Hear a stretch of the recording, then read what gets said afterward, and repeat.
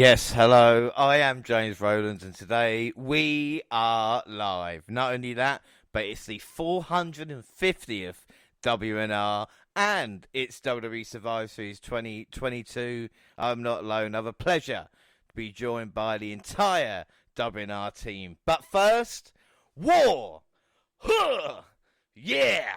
What is it good for? Absolutely nothing. Sing it again. I said everybody. I said war. Huh. God damn now. Yeah. What is it good for? Absolutely nothing. Nothing. Yes, welcome to War Games. Let me introduce the team up first by my side for every WWE and AEW show, and tonight looking to win the WWE Prediction League, the fantastic Jaxie Scarlett. How you doing? Hello. Yes, the pressure is on tonight. It's like there's no games tonight for me. This is serious. This is war. Quote Rocky, there is no tomorrow. There is no tomorrow. There is no tomorrow. But no pressure, all right? I mean, I've not felt that from you, so sure. Well, I won't mention what happened last week in AEW, and I wish That's you... not. No. I wish you all the best for tonight.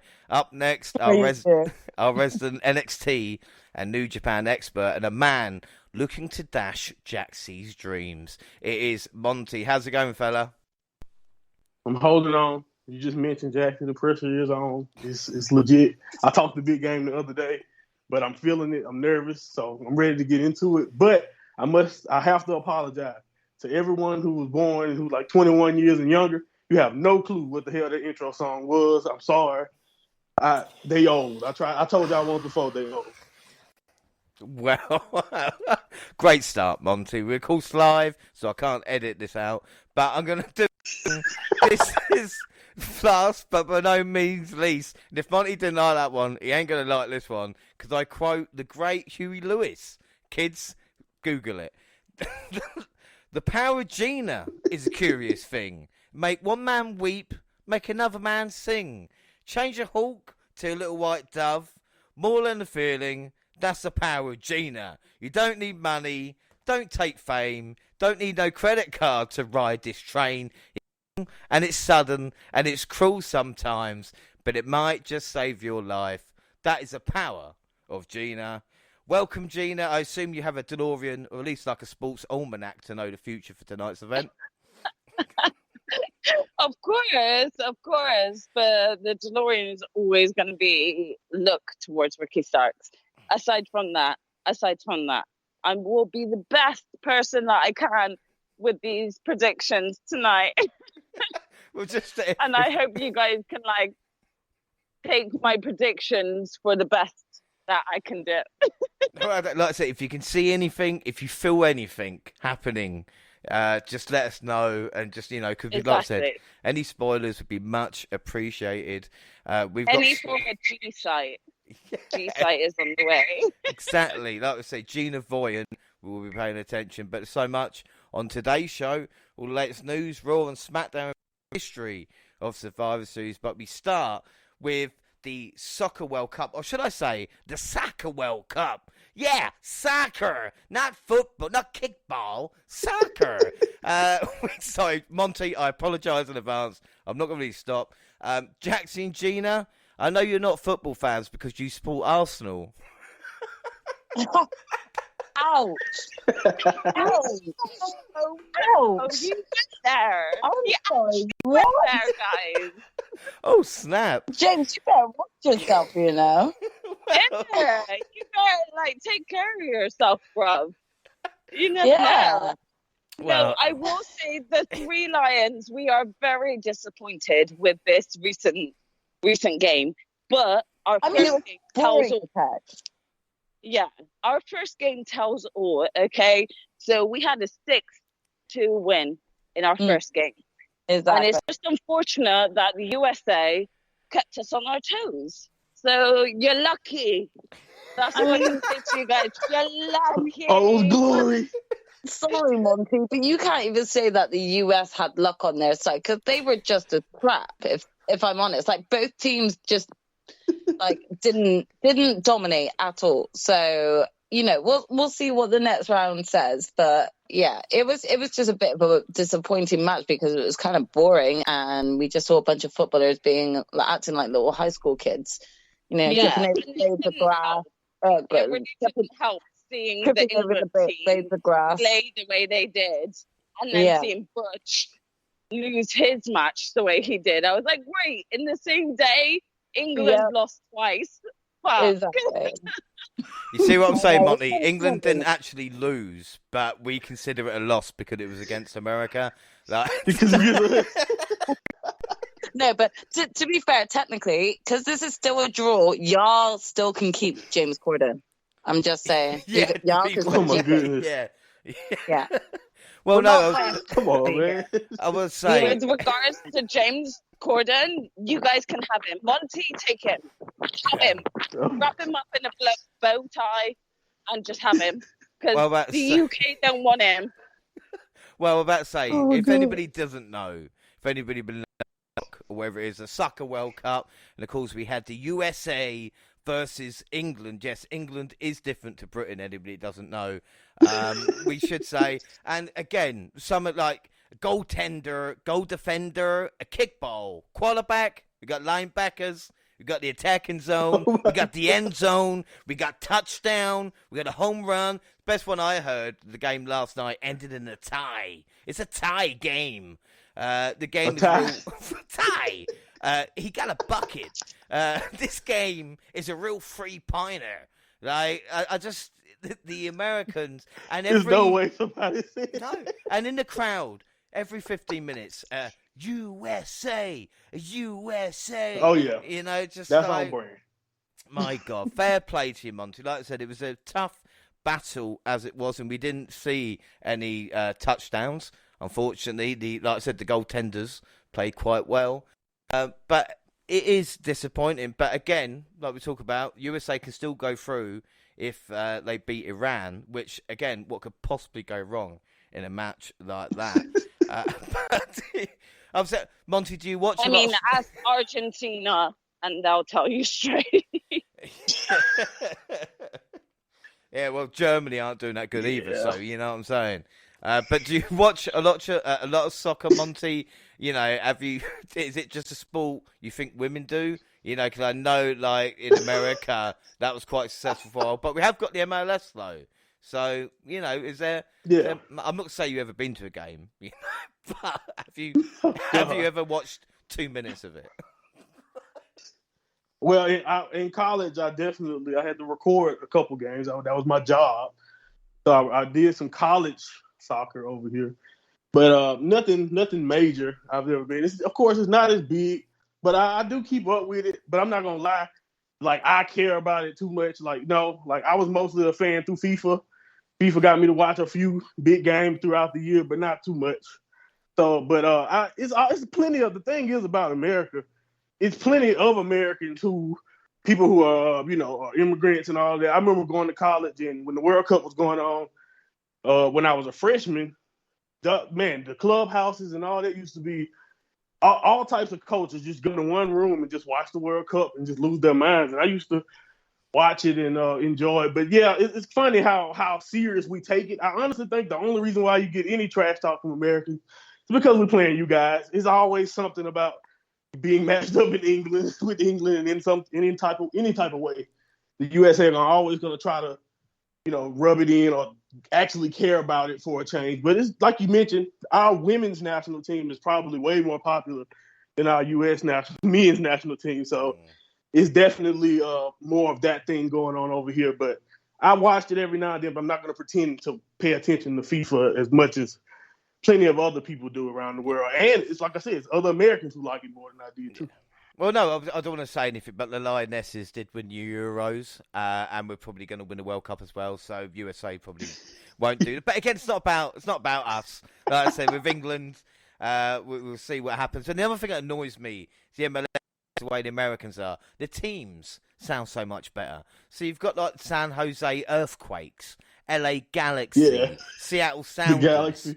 We've got Stoke City, Accrington Stanley, Bristol and City and Rovers, you know, because we know how shit they are. Like, it's just a whole thing, you know, it's crazy. But let's hope we can meet again in the final. You know, like I said, the USA versus an England Soccer World Cup final, I think, is what everybody wants. Twitter will be entertaining. That's what I'll say. Without doubt, you know. But that is the Soccer World Cup. We thought we'd mention it, of course. Let's continue.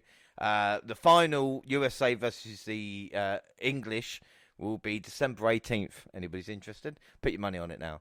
But today... Can I also just say that it was really great for Baron Corbin, who chipped in on this on commentary on SmackDown.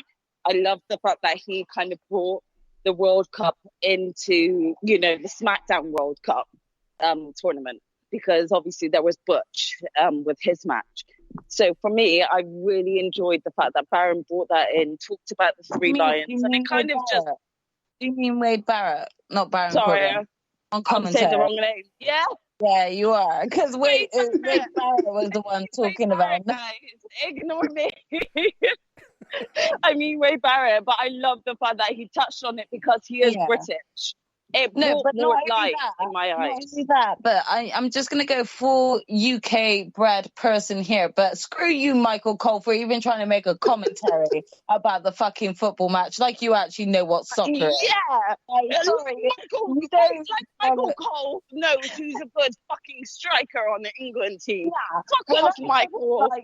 When I heard him bring up the World Cup in terms of the football, I was like, Michael Cole, do not act like you actually know what the fuck is happening in the World Cup, because you don't watch soccer. I know you don't.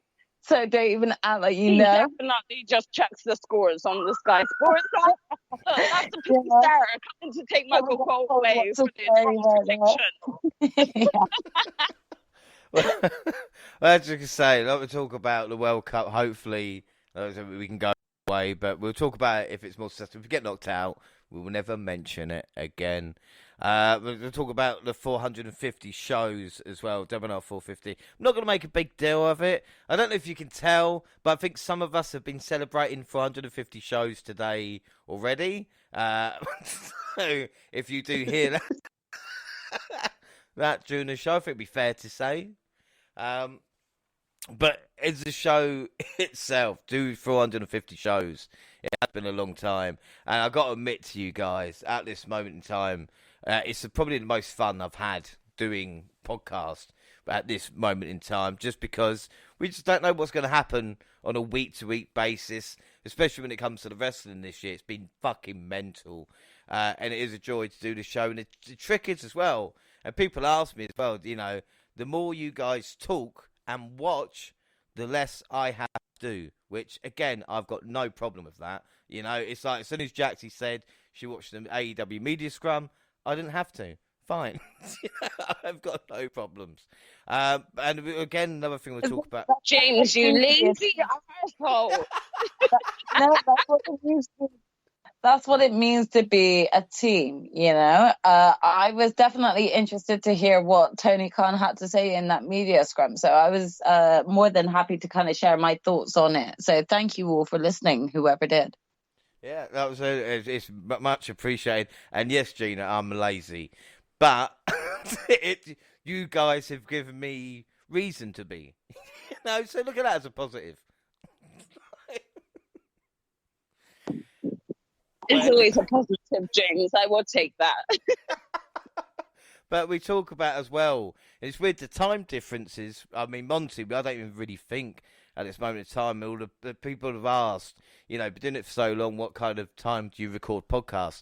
And to be fair, for like 7 years, I've recorded it around, you know, Saturdays around this time. So it's not much different to me. But the thing is, after we do a show, Monty, this is nothing on you, but I always, and this is even a group show, because we always do it kind of in the evening, I always get quite tired after a show. But for you, you just be carrying on with your day. It must be a bit weird, because I want to do that. I want to go to bed.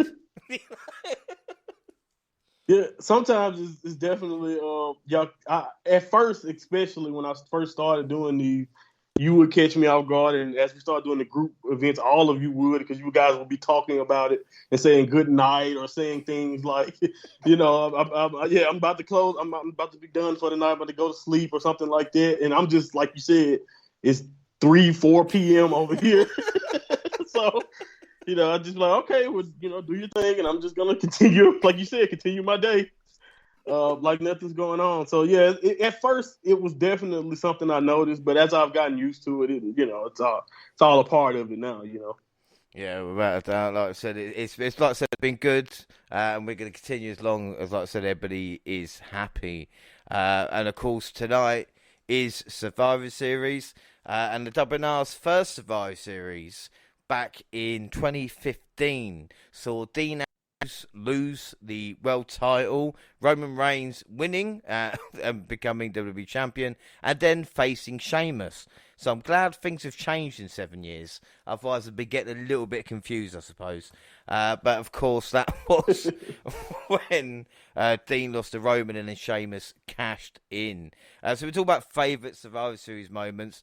I think for me, 92 was my kind of unofficial first WWE event. I mean, I was a little child, and I was little, Monty, right? I wasn't like in my 20s. And I remember watching it with like my dad and stuff like that, but not really going into it. And in 94 to 99, total changed hands at every event.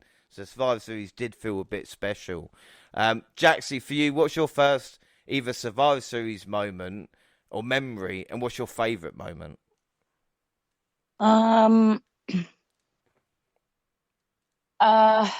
That's difficult. You've put me on the spot, and I've not really actually kind of reminisced about like previous Survivor Series. So I'm actually trying to think what has been on the card already.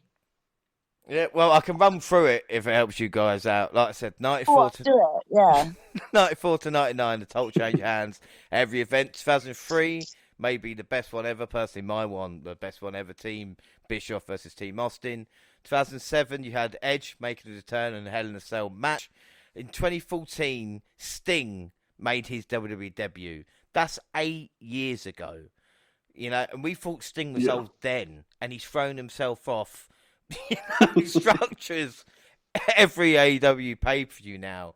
2016, this is all podcast years as well. Now, Goldberg beating Brock Lesnar in a couple of minutes. 2017, Shield versus The New Day. Who can forget that match? 2019, with NXT involved, Adam Cole versus Pete Dunne is a match I'll always remember. I've always held Survivor Series pretty high on my list. Monty, what about you? Any Survivor Series moments that come to your mind?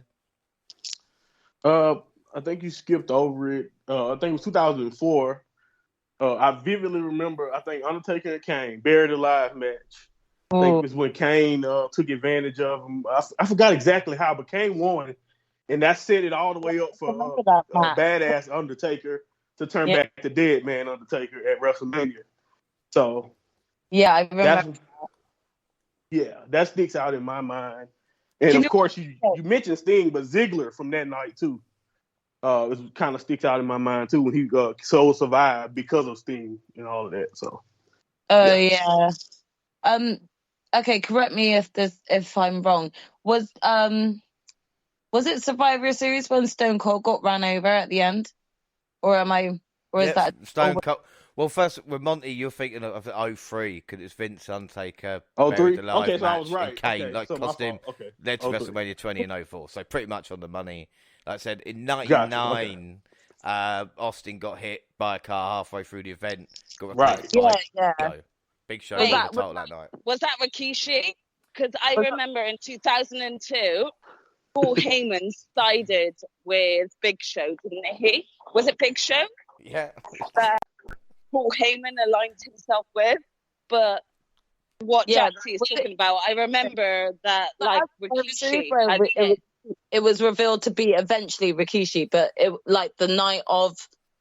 Was it the night Survivor Series that Stone Cold got ran over, or was it the Raw after? No, it was the Survivor Series night he got ran over. Okay, I'm going to choose that as my top moment then, because I just remember being actually flabbergasted that someone ran Stone Cold over. So there's Rikishi as well. Yeah. Gene, you were talking about, like I said, 2000 and I think Yeah, 2002 with I just remember Paul Heyman like siding with the Big Show, Yeah. and I know that was a Survivor he turned on Series. Brock, right? Yeah, to cost Yeah. Brock the WWE Yeah. title. Same night, Yeah. Shawn Michaels Cage Elimination Chamber and the World Heavyweight title. But was that the cage match with Big Show? No, that was just a singles match. Heyman costed him, and I think Yeah. and then that led to Brock and Kurt at WrestleMania. That was 19, I think it's 03. Mm-hmm. That's it. Yeah. But has Survivor Series recently? I mean, Jackson, I asked this. Is Survivor Series I recently? remember because I swear I told Jaxie, I was like, literally, Jaxie, Paul Heyman is turning on Brock Lesnar tonight, and then next thing you know, he's siding with Big Show. But has Survivor Series lost its luster? Has it? For me, like I said, especially, it felt like a special event, and maybe that's why they've introduced War Games. Is because are the elimination Survivor Series matches old hat now, or is that a thing of the past? Well, I mean, it's sad because I really enjoy Survivor Series, and I still look at it like you envision Survivor Series, and you still think brand versus brand. And it's hard for me to think anything other than that at this moment in time. I still see it as brand versus brand. But it's hard because, again, we have like Roman, who is double champ, the Usos, who are double champ. So at this moment in time, it's not like they can have that sort of match where it's tag champ against tag champ, world champion against world champion. It's so hard to like try and call it because they're holding both belts.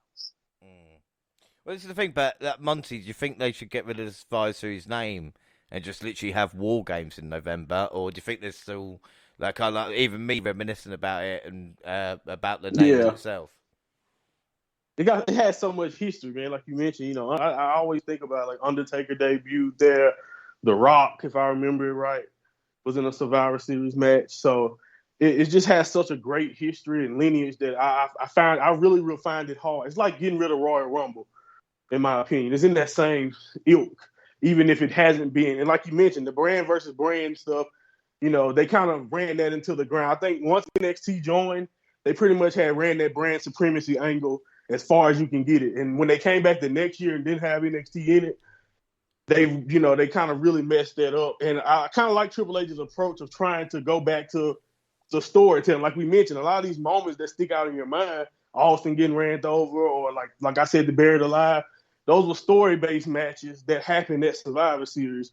So I did think Vince, over the years, kind of got lazy and started to, even though we had some interesting matchups, great champions fighting champions every now and then, it still kind of, like you mentioned, got stale, and Survivor Series lost its status as one of those big four pay-per-views. I think maybe you could say like Money in the Bank took its spot or something like that as being important. So I do think War Games will help the Survivor Series name get back into that Big Four category where it's supposed to be, because like you said, the history is that great. Yeah, like I said, there's been so much with Survivor Series. War Games is a good concept. I'm a bit upset NXT haven't got War Games now, because now we've got this horrible event deadline coming up. But yeah, I'll hold I back. was actually going to say another highlight for me was Survivor Series introducing Raw versus SmackDown versus NXT. Obviously, I think with the damaging that Vince really did with NXT 2.0, it's really hard to see NXT as a dominating factor if they were to sort of incorporate them at this moment in time. But like, think back to when NXT was dominated by the likes of Raquel Gonzalez and Shayna Baszler and names that actually were really incorporated with it. Tommaso Ciampa, like actual Tommaso Ciampa, not just Ciampa, like Tommaso Ciampa.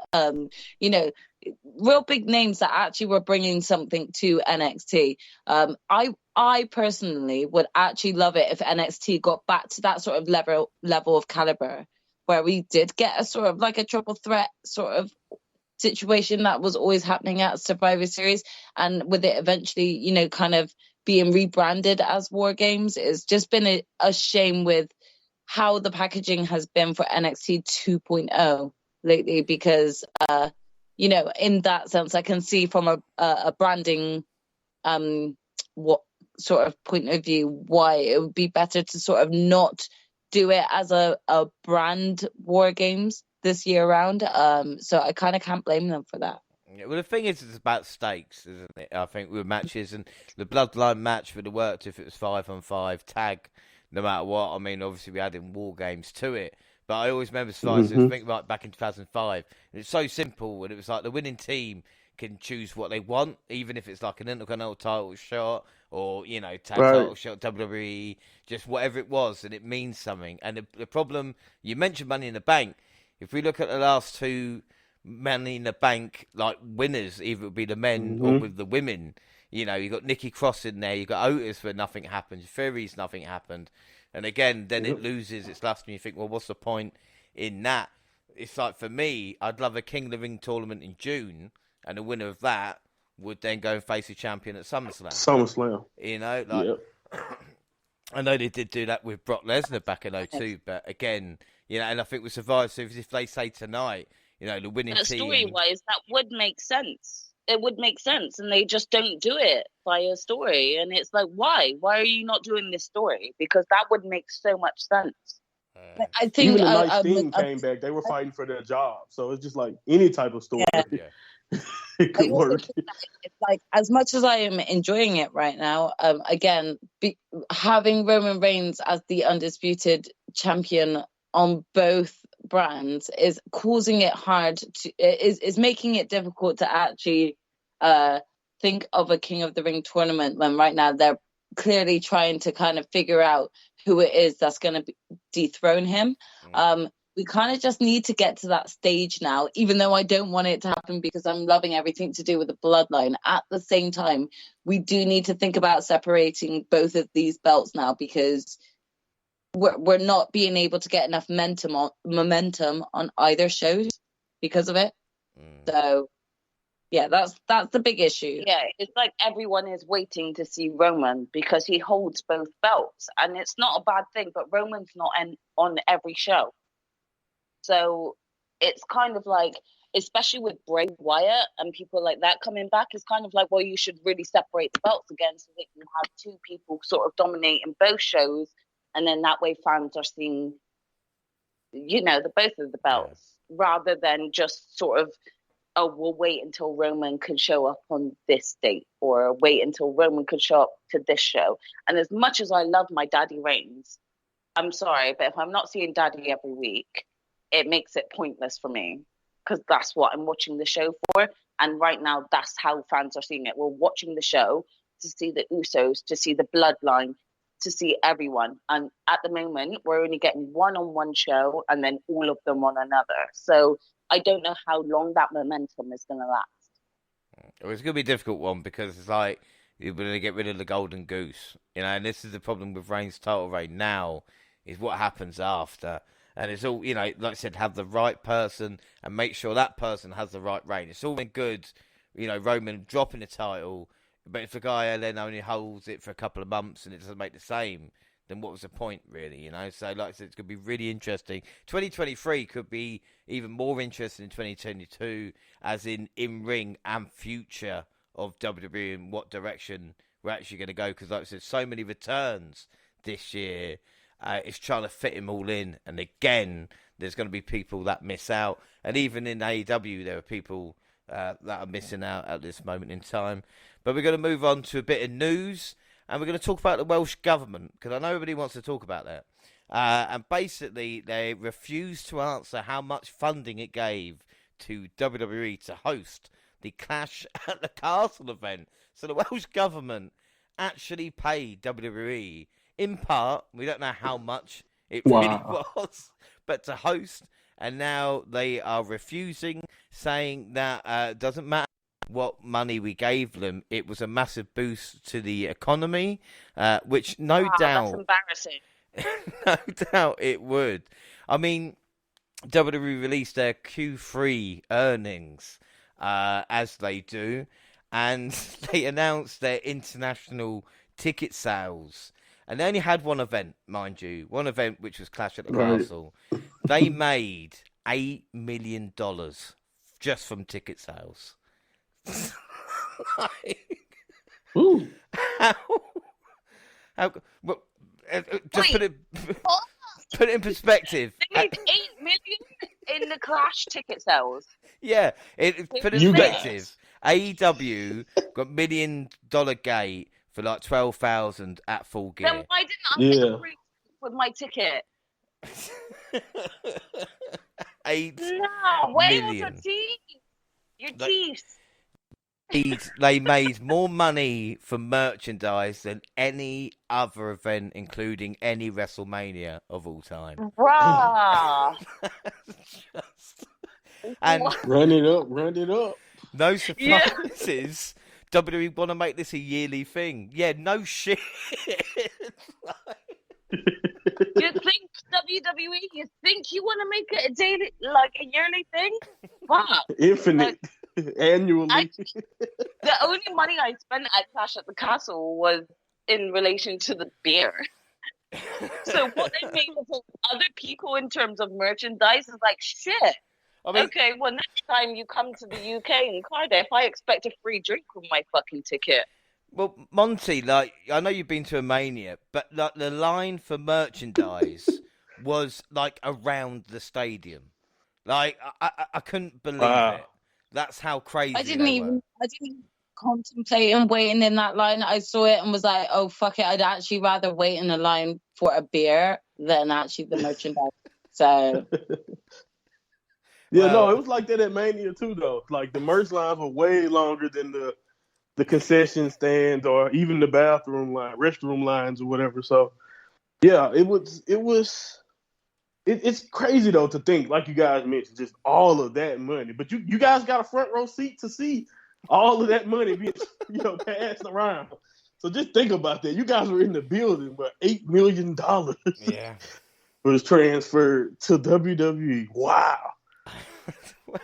Like I said, they're just printing money, and then AEW announced they want to come to London. No shit. Of course, everyone wants to come to NWA and Trevor Murdoch. I mean, I've been waiting on this Fighter Fest. Like, take my money, hurry up and come over here. Seriously, I've been waiting on this You Fighter don't Fest. understand. The AEW coming to London is the start of my life. So I'm ready to pay whatever coin they need, just as long as they allow me to stalk Ricky Starks. Then I'm good. Yeah. Everyone is going to be over there. For, if they saw those numbers, everybody will be booking shows. They're going to be using the podcast as wit statements after what Gina does when she finally meets Ricky Starks. So they're going to be going back. Yeah, they're going to need every legal document that they can get. They're going to need that. So they may as well start ahead of time. I'm just going to put it here as well. None of y'all did anything to prevent me from potentially having been arrested when I actually almost jumped over to meet Okada. So all I'm saying is, No, whatever- that was for you. You No. abandoned me at the bar with the shots and the beer. No, I am You not were a having kite the in the WNR wind. There fans. was nothing we yeah. could do. behind me. So I'm not having the WNR fans think that we did not help you with Okada because yeah, I you didn't have my back though. You didn't have my back when I tried to jump over. So all I'm saying is, God did. I'm not going to be held liable for my sister's actions if she's anywhere near Ricky Starks. I'm not actually being being held responsible for that. Dad, I'm just letting you know that now. The thing I is, love you. I'll be to Ricky Starks. I'll have to do what Brian Danielson did, or no, what Moxley said to him. Just run as far away as you can, and come back. Never come back. Yeah, do that. You have to bitch up Gina just to actually get her to control herself. Well, we talk about the UK. Of course, AEW and WWE will be coming back in 2023. How important is that? But another company has said it's going to come back. If reports are true, looks like Welder Sport is planning a relaunch, everybody. Yes. Nick Aldis and Mickey James I talk about potentially being involved. Of course, Oldest was in NWA for 5 years, and James is working in Impact. Of course, they're free agents now, and they're talking about one would involve taking a similar approach to NWA, meaning World of Sport with low-cost studio-based tapings and broadcast them on free-to-air platform, while also holding live events. Let's not forget, though, the ITV World of Sport show was present on ITV from 1965 to 1985, of course, and Giant Haystacks.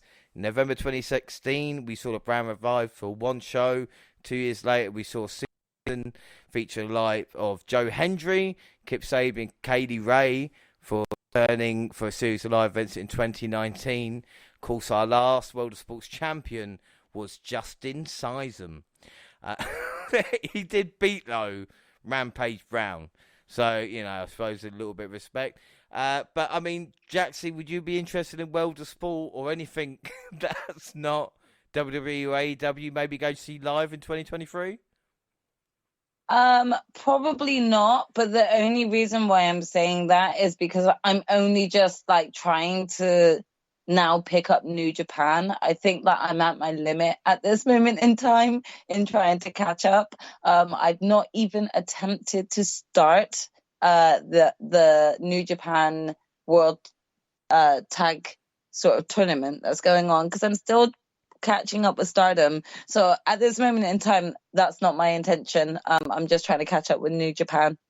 Yeah, well, don't worry, people talk about New Japan. We'll catch up with the Tag League. We'll talk Tag League and more stuff on the Wrestle Kingdom show. Of course, we'll run through the schedule later on, but we'll have a big Wrestle Kingdom review where we'll look at the Tag League as well.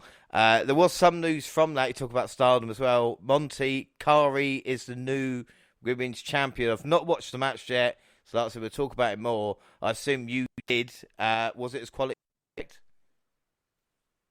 Yeah, man, it was 25 minutes. They were given time, and it was just two legends doing what they do. Like I said, for an extended period in the main event of that crossover show. So you had New Japan stars on that show also, and Kairi and Mayu Iwatani. Like I said, one of Stardom's brightest and greatest of the last decade or so, along with the likes of Kyrie and people like EO. And to watch those two, like I said, the fact that it was those two for that title on that platform, just like I said, being the special talents that they are for, like I said, 25 minutes or at least almost 30 minutes, almost got to the time limit there. And they went right to the very end with Kyrie, of course, doing her beautiful elbows. But yeah, I definitely, once that delay is up, I definitely recommend all of you get a chance to watch the crossover show. Not only was that match fantastic, and it was a great history-making moment to watch Kyrie Sane prevail as champion, but the entire show was just fun as hell with a lot of mixed tag matches and teams you would not see, people fighting each other that you would not usually see happening. It was just a whole lot of fun. And but yeah, you guys will get the chance to see that on New Japan World after I think the week or so delay. I'll let you guys know when I find out it's uploaded. Yeah, but like I said, we're going to talk about that. I just watched up to, I think it was the Will Ospreay and Naito match. So looking forward to sort of getting to the Kyrie match. I knew the outcome anyway, but it's just been really interesting so far. I've really enjoyed the mixed tag. We'll go into it more in the Wrestle Kingdom discussion, but definitely been in an interesting sort of setup, different from the G1 because we are getting mixed tag, and that's something that really intrigued me, and it's not disappointed me so far. So we'll discuss further on Wrestle Kingdom now. One more thing about Wrestle Kingdom we have to talk about is the fact Kenny Omega challenged Will Ospreay for the US title, and apparently, if the rumors are true, Rocky Romero is said to be instrumental in getting Omega vs Ospreay put together, and Roppongi Viceman has been a huge factor in NJPW's global expansion. He and Tony with Khan, AEW, we're in frequent contact at this point to complete deals. Now, Rocky, I weren't sure about him, but I think there's another Rocky that I love because he's done an excellent job getting all this sorted out, Len Monty. Oh yeah. Yes, he's always been that guy. Even from them setting up the LA dojo and all of the promotions of in New Japan Strong. A lot of that was done because of Rocky Romero being the one to go over, mediate these conversations. The relationships with Jericho and Gato. A lot of times you would hear that Rocky Romero had a lot to do with getting those people in the room when Jericho was coming over to New Japan. So he's done a great job of being the guy who's helping sit the important people down to talk out these issues so they can make these wonderful moments happen. And before we even talk about that deeper, New Japan has a chance, if rumors are true and if Carl Anderson is in line, that they may work Wrestle Kingdom also. New Japan can have AEW superstars, New Japan Stardom superstars, and a WWE superstar on that card. So because I think Gallows will be also wrestling too. That'll be groundbreaking stuff to do, and another sign of just how far pro wrestling could be coming. If that's true, we'll see. We'll wait out on that. But and Bay and Austin. Don't forget Impact, damn you. Oh yeah, I forgot about that. Yeah, because they're doing great in Junior Tag League, by the way. So yes, you may have Impact guys. They're my pick. There. So, thank you. Yeah. Right? Yeah, no, I get that. That's a good point. I'm sorry I slipped up there, but that's a great point. Even Impact is involved, so it's looking wonderful right now for New Japan. If those rumors are true, wait. Sorry, Monty, help me out here. Wait, so you just said Impact is still going?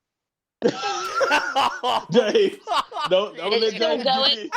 I'm gonna let James get this. How dare you? You know what? Right, guys, let me explain here. Okay, I'm getting really confused with Impact Wrestling and ROH. So for me, when you mentioned Impact Wrestling just now, I was like, did that not kind of finish? Because they're not showing any ROH matches apart from Gene, just listen to the Impact shows I do by myself on here. All right, and they do very good. How dare you, guys? As a noob to other forms of wrestling other than AEW or WWE, for me, Impact Wrestling and ROH was the same thing. So when Monty started talking about matches happening here, I thought ROH matches are happening on AEW only. So for I this way, James, the only reason why she watched Supercard of Honor was because I told her about it. So fuck when it comes to Impact, that's Tony Khan. That's nothing. Yeah, Impact used to be TNA, and yes, they might be bottom at this moment. Might be the Cleveland Browns of professional wrestling. They're survivors. Does that work? Cleveland Browns? Is that I don't know, Monty. Is that? No, that's pretty good. Yeah. Never you. Won a Super Bowl, so yeah, that's pretty much. Yes. Okay, boss. Okay, I got you. Impact on survivors. I had two people that watch that podcast. All right, there's two people that listen to that show. Going, damn you! We cannot wait for your December review of Overdrive. That's what people are saying. Somehow Impact is surviving. Somehow. Yeah, we're alive. They are survivors, man. Yeah.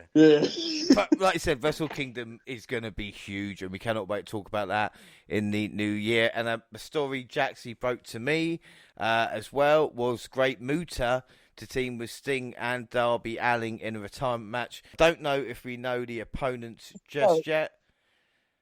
No, we don't. They're not announced yet. But as soon as I saw that come up on Twitter, I just, I know that Sting has had a long-standing feud with the Great Muta, but to actually have him team with Darby Allin and Sting is just so exciting on so many levels.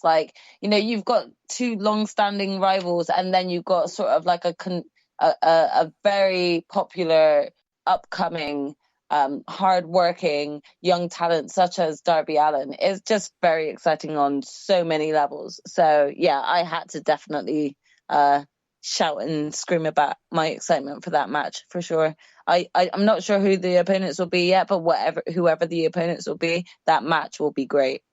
Yeah, without a shadow of a doubt.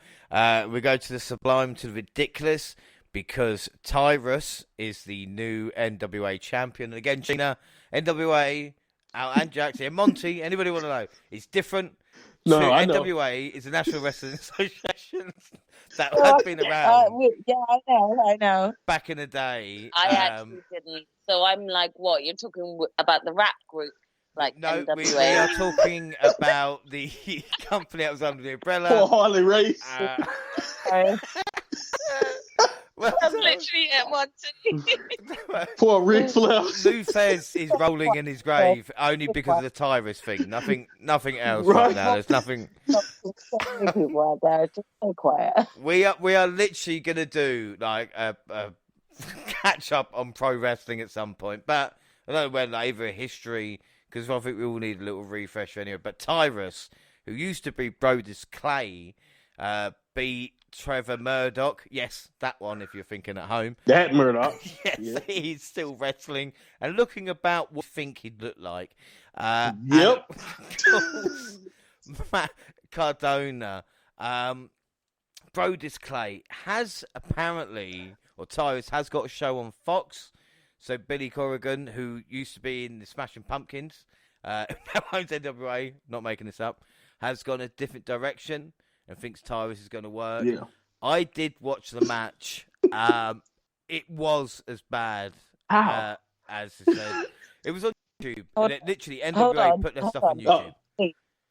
Oh yeah, I forgot it's all free. So never mind. Yeah, no point. Good point. Even people don't want to watch free product. Are you saying former WWE wrestler Brodus Clay? Yeah, somebody called his mom. Former WWE wrestler Matt Cardona or Zack Ryder? Yep. And Yes. Brodus Clay won. Yes, and won Yes. the title that Ric Flair used to hold. Right. A lot of the greats. Harley Race, Lou Fez, George Hackenschmidt, Frank A. Gotch, going back to 1901. This lineage of title has now been given to Brodus Clay. James, what title? The NWA Heavyweight Championship. Oh, okay, I'm so sorry. I didn't realize It used to be the big gold belt, you It know? used to be. Big gold belt. You know? I'm so glad for A lie. How? No. Early 1900s, there is not wrestling happening. Frank A. Gotch beat George Hackenschmidt in 1901. Go and check it. I'm Googling it. Trust me, you'll find it. That's the first thing you learn. Me and Monty went to wrestling school, and the first thing you learn is about George Hackenschmidt and Frank A. Gotch. All right? And Definitely. Then it's Wilbur Schneider with the Donald. You Yep. move into kind of like Lou Lou Fez. Fez's Yeah, and- exactly. yeah. People like that. Oh my God! Yeah, you're actually. Buddy Rogers. It's San Francisco. This Oh is my why I've got no life. This is right. It was known as the Terrible Turk. And the fact that we cosplayed as the Turks from Final Fantasy VII a couple of weeks ago is fate. He is the Terrible Turk. Okay. This is great. Unfortunately, Sorry, James. no, it is. had to check. It's all true. No, it's fine. It's fine. So yeah, Yo, Tyrus. also, Billy made sure to defend his choice by saying, you know, big guys, that's where the money is, right? Oh, Isn't that what he said? Something like that? You He know, said so- women will never main event in NWA. Yeah, seriously. This is not, he's not making that up, by the They way. don't want to. They don't want Give to him make Charlotte Flair's number. NWA. Give They'd him be better Charlotte off Flair's just number. them at this point. Yeah, so it's not going well for Billy Corrigan at the moment. But we'll see what happens. At least it's going better for CM Punk because we look at what he's been up to in the past couple of months. Of course, we know How do the you do that, James? well, we know the Elite and what they think, and we'll CM Punk's got a new job, and that's providing commentary for Cage Fury Fighting Championship. Yes, the one aired UFC Fight Pass with his co-commentator. What do you think of Punk? Sounds motherfucker. Wait, I mean, what? like, Punk is commentating So again now. yeah. So I saw a part of the commentary, right, and it just got awkward real quick. Like Monty, Oh, did no. I don't even know what context it was. I'm not sure why I it don't even know. came up, but somehow they got on press conferences and they said they're gonna make a wrestling league, and CM Punk, they were like, they don't want CM Punk anywhere around that wrestling company because he's gonna tear the locker room apart. It was very sarcastic, but you can see as it went on, Punk was a little uncomfortable. Yeah, it was getting more awkward the more they were trying to make like light jokes of it, and I was like, guys, kill that shit now, please. Seriously, it's getting so awkward. He even joked about his injuries, like, my hand still kind of hurt, all that type of stuff. That's awkward. So, like, Monty and Jaxie, in both of your eyes right now, like, in, like, today, as of today's day, like, how are you both feeling from the CM Punk stance? Like, what are your personal feelings on it, on everything that's happened? Well, my new updated stance is, man, I love some pettiness. And that match in Chicago was petty. Oh, man. You can say what you want. Yes, childish, but the petty man that I am appreciated every spot that Kenny and them improvised or whatever that they just did. That was great stuff, even if it was petty. But it was definitely weird because obviously, like, this time last week, we were getting, some bad mouthing of CM Punk from the fans, and then you go straight to Wednesday where it was based in Chicago, where you actually have CM Punk fans chanting for CM Punk. So it's quite right. Well, it just made it very, very, like, for me as like a wrestling fan who is not very familiar as much as you guys are, I was very confused because for me, I was like, okay, so you had people at Full Gear chanting fuck CM Punk, which I thought was distasteful. But then you also had people at Dynamite, because we were in his hometown, obviously chanting for CM Punk. So for me, I was just like, wait, who do I like him? Do I not like CM Punk? It makes me as a fan question, do I like Punk or do I not? Because loads of these fans are so contradictory with how they're feeling. One week they like him, the next they don't, and I don't know how to be. It's just bringing up the fact that 1 minute we're not in his hometown, and then the level of dedication that comes with being in their hometown. So I definitely think the Young Bucks and Kenny sort of played it well with living up to sort of the crowd expectations as well as dealing with the crowd's heckles. Personally, from my point of view, I'm still actually gonna kind of stay neutral on the whole CM Punk discussion. I really don't want to pick a side on who started what back in the media scrum. I just know that both parties were held accountable and they should be both judged accountable for it. I'm not going to choose one over the other. It's really lovely to see the Elite back. Am I gutted at the potential thought of CM Punk not returning to a wrestling ring? Yes. Because I don't think that he went out in the way that any of us expected, including himself. But I'm also not going to leave him blameless as to what's probably led him to not returning to a wrestling ring. So it's on him. If he does decide to return to a wrestling ring, I'll be excited and eager to see which promotion he actually would end up in. But I'm also not going to just boo the Elite in thinking that, they were the sole reason why CM Punk is not in a ring. Like, he was the one who decided to open his mouth in the first place on live television when he shouldn't have even been airing his dirty laundry out on live TV, So both parties are to blame in my eyes. So let's move on from that. This is the thing, Punk in the comment he made, he said, "You don't want me in the locker room on bad news." Like I said, the co-host chimed in and said, "That dude will mess up your whole organisation. I like working here. Don't let him do any press conferences." Punk laughed. Of course, you mentioned what happened on Dynamite. And I was getting a bit pissed off by the whole thing. And I was thinking, why do the Elite kind of need to respond like this? And then, of course, I'm thinking, it's all the work. Because why would you keep mentioning it on TV every week? Yeah.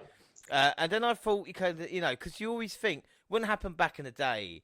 Well, let's look at the man who's in charge of WWE right now, with the Bret Hart situation when him and Shawn were basically doing what the Elite did, but probably 10 times worse every week.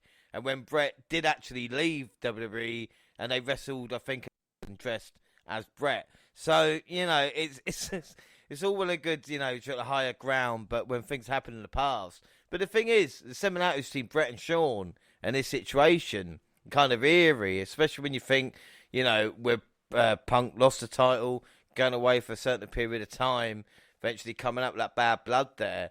The only way they can save the Elite and CM Punk if they make money out of it. If not, then it's just a complete waste of time.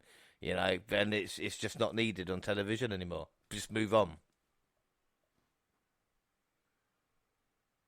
But AEW have released new merchandise. So they have got CM Punk 3 new T-shirts. Yeah, and if you want to buy the Elite CM Punk theme shirt. I saw like Chicago. It's like you got the Chicago Stars and all of that with the Elite's name on it. So yeah, it's a lot of weird stuff going on because, like you mentioned, I even was like, maybe there's something to this. Maybe they work something out. They're gonna try to make, like you said, make some money out of this. But then you hear conflicting reports to that. So who knows? Tony is a weird animal too. Like you mentioned with how Vince played that situation back in the day.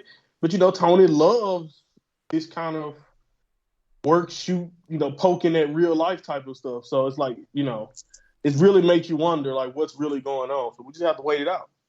Yeah, we will. But like I said, we're talking about WWE, of course, because it is Survivor Series War Games tonight in a couple hours' time.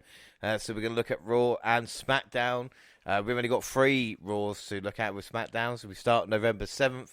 We've just got notes. We're not going to go through into it. And Mia Yim joining the OC. Monty, what I asked you about Mia Yim, yeah, it's great, but I thought Blair Davenport might be a better fit. But is that just because I'm biased because of NXT UK? Well, I think you just miss her because I think she's been missing for a long time. Like, no, I understand what you're saying, but yeah, I haven't seen her. She's been out of sight, out of mind, so I can't wait to see where she pops up again. Maybe it will be on the main roster, but obviously they thought Yim would be a better fit here. I'm not necessarily sure why. I think I even mentioned that the only thing I can see him thinking about it when they pitched it was that, oh, she is the HBIC and this is the OC, so there you go. So I don't necessarily know what common ground they have, really.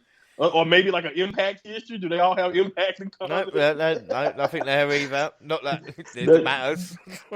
Right. Yeah, let's go away from that subject.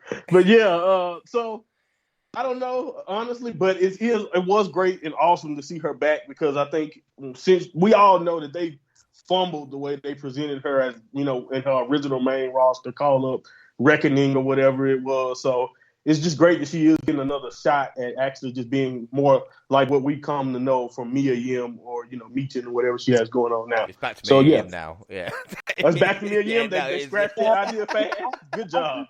I need Mia Yim's like original music back from like NXT. The original HBIC. Like I need that music back because that music hit hard for me. So if we all get the Mia Yim back, like give us the HIBC. Do you know what I mean? Even her Impact theme and entrance is better than what she's got now. Yeah. So it's a bit of a shame. So generic. A lot of these new songs are very generic.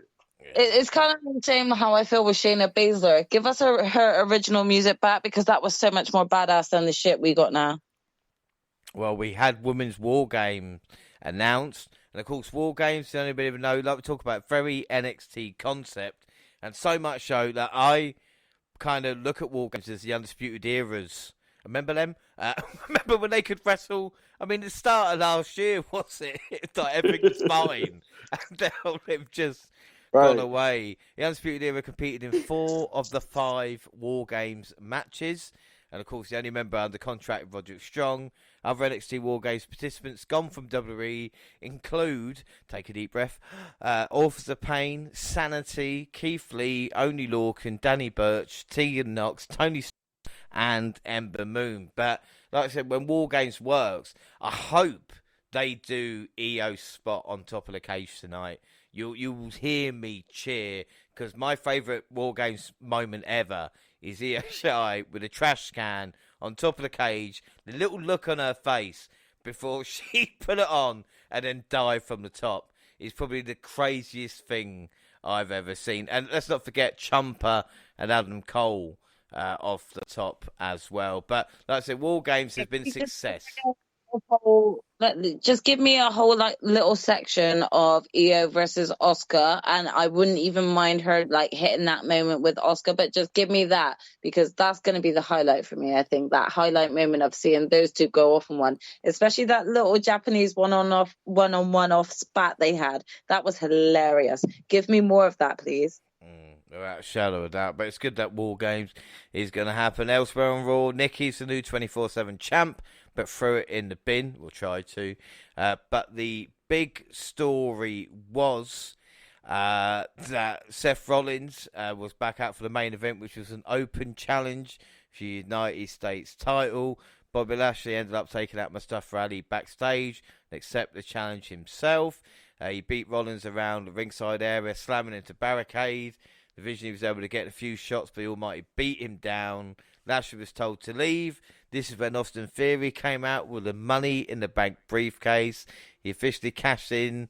Rollins kicked out his first couple of pin attempts. Theory hit his finisher, but Lashley pulled the ref out. He attacked Theory and destroyed him before leaving through the crowd. Theory was almost counted out before Rollins nailed him with a stomp for the win. But don't worry, Theory did beat Benjamin earlier. This was actually crazy to watch, and when we were watching it, didn't make any sense. For me, the thing is successful. It's a tag that sometimes you can't shake off. Just ask Damien Sandow. This, again, it's changed maybe in recent weeks, but I think it's one of the silliest things, cashing in on the US title. Monty, has the explanation since then helped this or not? Because he could have just kept the briefcase and been more angry. Yeah, no, it's true. But honestly, right after that, I understood everyone was going to be frustrated, and it made sense because, again, we've never seen that happen. Even though I do know that is a part of the rule. It is every championship that you want, but everyone knows it's like, why would you go for that one? It's always going to be the logic because it's been unprecedented in history what belt you do that for. And he's already failed to try that in the past. So he knows that. We know he knows that too. The thing is about that is I pretty much had rationalized it the day after. Like, they really just knew that it wouldn't make any – they really did not think it was any way possible that it would make sense for him to ever catch Roman Reigns slipping. You know, he has a whole – and he even explained that later, which would, like you said, get into, which I guess kind of helped it. It may not justify it to some. Like I said, I understand what you guys are saying. It does feel like a waste when you do it like that, and especially the way it was done, so convoluted. And like I said, it didn't make sense, especially when he was giving out an open challenge for that title. That's what I had more of a problem with. It was the problem was that it was an open challenge. If you would have just came out there after Bobby, you probably could have just started a regular impromptu match anyway without cashing it in, I guess, because technically he did say this is an open challenge. Or, or if you just would have beat Bobby out there, you could have did this and still got this storyline started, like you said, and Theory could still have his briefcase. So I get that and I understand that, but I did rationalize it kind of similar to how he mentioned it, to where he was like, there's no way I'm going to catch Roman slipping. If it's not going to be some special guy stopping me like Lesnar or Theory, I guess, in this case, it would be someone from the bloodline. That was his rationalization. So he's like, what's the next big thing? They have been building up the United States title this entire time, trying to make it seem like it's just as important as Roman's belt, even though we all know the truth of the matter. So again, I can rationalize it and understand it from that point of view. And especially in hindsight, it does feel a lot better now. But yeah, at the time, I was just like you guys. Like, why would you go and do it in that way then? So yeah, I understand both sides of it, but that's my take on it. Jaxie, do you think Theory was buried, and can he be saved? No, I think especially with this recent sort of character change that we've seen in him since the loss, I think there's potential in terms of saving him and saving the character that he is. It's gonna be difficult. It'd be interesting to see what happens. With Theory, like I said, he's got the definitely. But I mean, I'm definitely he's more. He's very young though. Yeah. Remember that he has time. Oh, He's very definitely. young. Do I think he's going to get pushed straight into like the sort of like world title picture? No, I do not. But in terms of like this new character that he's portraying right now, this change is intrigued me enough to actually, contemplate the outcome of this triple threat that we're going into tonight. Like there's potential for the seriousness that I've seen in the change in his character. That's all I'm saying. We'll move on to the SmackDown November 11th. We started with the Undisputed WWE Tag Team Championship match, The New Day versus the Usos. Of course, this was 483 days, New Day reign versus 481 days and counting for Usos. So the Usos win this, become the longest reigning champions in history. And they did, not after a couple of choice near falls. The Midnight Hour had me off my seat.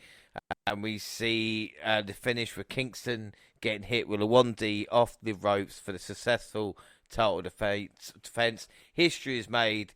This was fantastic. G, what did you think of the match? And was this the right decision? Because the New Day, when they had their reign, was much more difficult times, I would say, for tag teams. I mean, I saw this coming. It wasn't a shock for me to see the Usos get this win over New Day. It was disappointing for sure. I mean, we've always had that in the back of our minds, that the New Day were the reigning champs for so long.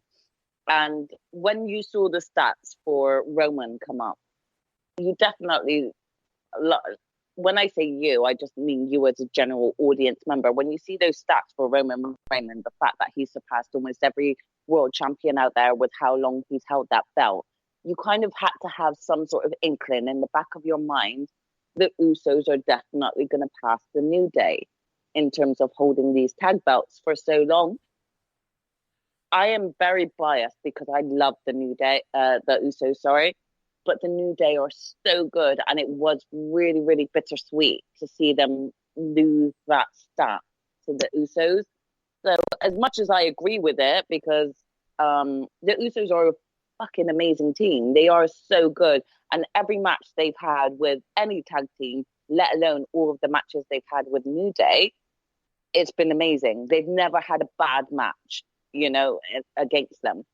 So it didn't surprise me that they won this, but I also still had a little part in my heart that was like, I feel for New Day, because I was so excited that they had that stat behind them, and now it's been just erased by the Usos, Yeah, well, there's no doubt. It's a little bittersweet, yeah. No doubt, like I said, the New Day and Usos rivalry and the matches they've delivered are just kind of phenomenal. You even go back to, I've said Hell in a Cell matches and the feuds throughout, and they have made each other. And this is why, this is with wrestling, and people forget this.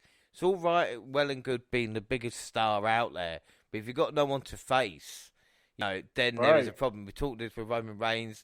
The thing with New Day and the Usos are 1 and 2, pushing themselves up, and it's proven here on SmackDown. But again, I was just a little bit disappointed because the thing is, Usos could have lost the titles and then won it back and then built it up again, because we don't know when they're going to lose it. But with the New Day during that time, especially with Vince and all the things the New Day had to overcome, to have that reign is something that we won't see again. I know we're seeing it now, but not in this way. Because, like I said, this is a bigger bloodline storyline, so to speak. I thought it was fitting, though, because, like you mentioned, those two teams will be giving each other's Hall of Fame speech, if you know what I mean. Yeah. Like that's why I think if it was gonna happen, I'm cool that it was the Usos, because, like we mentioned, they've been 1 and 2, give or take, for most of the 2010s at this point. So, all the way now into 2022 now, to have that reign broken by them, someone I know they respect and are really close friends with, I do like that it happened in that way. And it was against them. They got to make a story out of it again. So, that rivalry is going to continue to go on. That's one of those great tag team rivalries that they can find a way in like 3-4 months from now, and they can just run it right back and no one will complain, because we know, like you guys mentioned, the New Day and the Usos don't miss. Without shadow of a doubt. Well, we get the World Cup kicked off as Shinsuke Nakamura lost to Legado del Fantasma's leader, Santos Escobar. Not sure what Wild was dressed as Pee Wee Herman, and the World Cup is exclusive on Fox, just like the soccer. LA Knight was in the backstage interview, was interrupted by Bray Wyatt video bumpers, then the man himself. A tense interaction between the two gave way to Bray rocking him with a headbutt. I didn't know I needed this, but we'll get into it next week. Shotzi, Rodriguez, Morgan, DeVille, Zilly, Lacey Evans clashed in a six-pack challenge. Shotzi delivered Never Sleep Again for a winning pinfall, and Evans, Baz put Shotzi to sleep after. A little complaint about this. SmackDown, for some reason, has just had these multi-woman matches decide number one contender, and it doesn't build anything. You know, I think even we'll do predictions a bit. We look at the card. Shotzi, you won this match? No fucking chance. Much like whoever was before that. Right. SmackDown, I really does need to kind of take a step back right now and actually look at the SmackDown women's division. And this is excluding the likes of what they're doing with Ronda and Shayna at the moment, because that's probably the only lively bit that's really happening.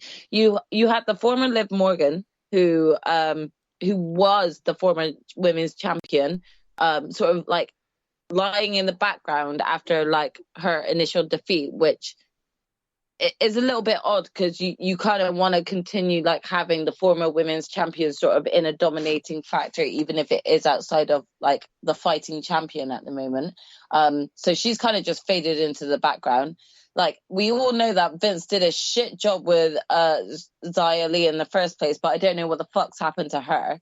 You got Natalia, who like was coming across dominant, but then actually not, because all of a sudden Shayna turned on her and then she was irrelevant again. Lacey Evans, I don't know. She's like a Charlotte Flair Big Show type, where you don't know if she's supposed to be heel or face because they keep on changing her every 2 seconds. Like, Sonya Deville had this sort of power authority until all of a sudden she didn't and became irrelevant again. Like, what are you doing with your women's division right now, SmackDown? Seriously, like, the only women that actually seem relevant are the ones that are all on Raw, and they're all involved in the War Games. So what are you doing with your SmackDown division right now? Because outside of Shayna and Ronda, who are murking everyone on the in the SmackDown division right now, what the fuck have you got going for yourself? I mean, you're up and down with even Raquel Gonzalez. You've just put her on the injury hit list. So what are you doing? Run over. Sorry. Well, no, it's the same. It's like having Emma return, facing Ronda. And then, exactly. Like, tell me I'm wrong in terms of like the division of women on the SmackDown roster compared to the likes of the women in the division of women on the Raw roster right now are irrelevant. Like there's no one standing out that we actually could physically, and we know, like, obviously coming back to like this week's SmackDown, we've seen the return of Becky Lynch, but outside of that, who outside of the War Games, women at the moment is actually relevant enough to be actually a decent factor? Yeah, seriously. Yeah, it's true. We're going to see that problem as we head to Survivor Series. We got the SmackDown World Cup match. Braun Strowman destroyed Jinder Mahal. And when the advertised match between B-Fab and Zelina Vega as part of the feud with Hit Row and Legado never got started as the Viking Raiders made a return, flanked by Sarah Logan, now known as Valhalla. I was going to say, guys, was that announced just this week, or should I have known it? Because no. I was laughing when I literally thought of Ragnar Lothbrok. I was Ragnar Lothbrok. Wait, what's going on with Valhalla? What? Why are we calling her Valhalla? I just was so lost. Can I actually just say, so Michael Cole, I think it was Michael Cole was the one to bring this up and was like, the former Sarah Logan has said that now that she's been renamed by the gods Valhalla. Like, listen, right? There was, as far as my history context goes, and I've done a little bit of research and studied a bit of history in terms of the Viking lore, because I do enjoy it. Valhalla is the name of where the souls of old Vikings soldiers go in order to prepare for Ragnarok, which is like their like an overall war. Where did he go? Well, like Michael Cole just kind of went off, like talking about, like Valhalla being named a goddess. There's no Viking lore that names Valhalla as a goddess. So I was just really thrown back right there and then. I was like, what? And yeah, I'm just not sure where they're going with this whole Viking Raiders thing. I'm skeptical. I'm really skeptical. I never thought I'd get discussion, but what I understood was like she was like a conduit or whatever it was, so Valhalla would hear the voices or the gods who are telling her how to do the bidding, and she was the only one that could hear them and be the voice, thus giving it to the Viking Raiders to then go about their business of what she's been told. But then again, I have been watching a bit too long. Yeah. What a deep explanation. Yeah, the I'm Lord. just not sure at this point. I apologise for anybody. Just let War Machine beat the hell out of people, please. That's what I'm Okay, saying. A deep dive into it, but and then we see the Brawl and Brutes, Butch, Ridge, Holland interrupt the Bloodline, Sheamus returning, and Drew McIntyre following suit as they battled the Hill faction to close out the show.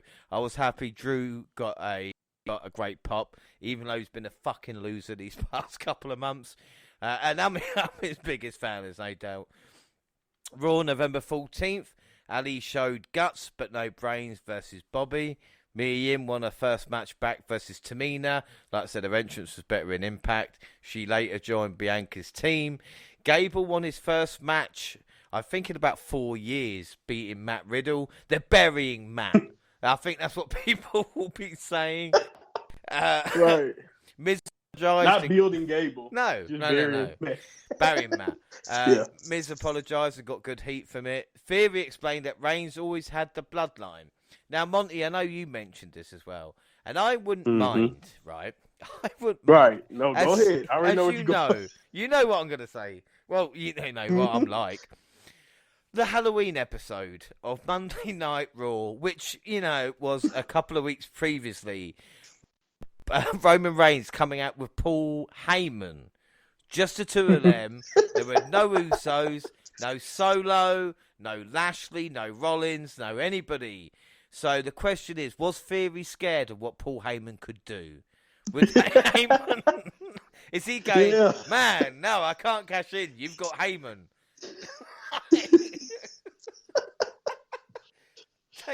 We mentioned earlier, take your shot, Theory. Jaxie took her shot, right? Just take your shot when you got the champ.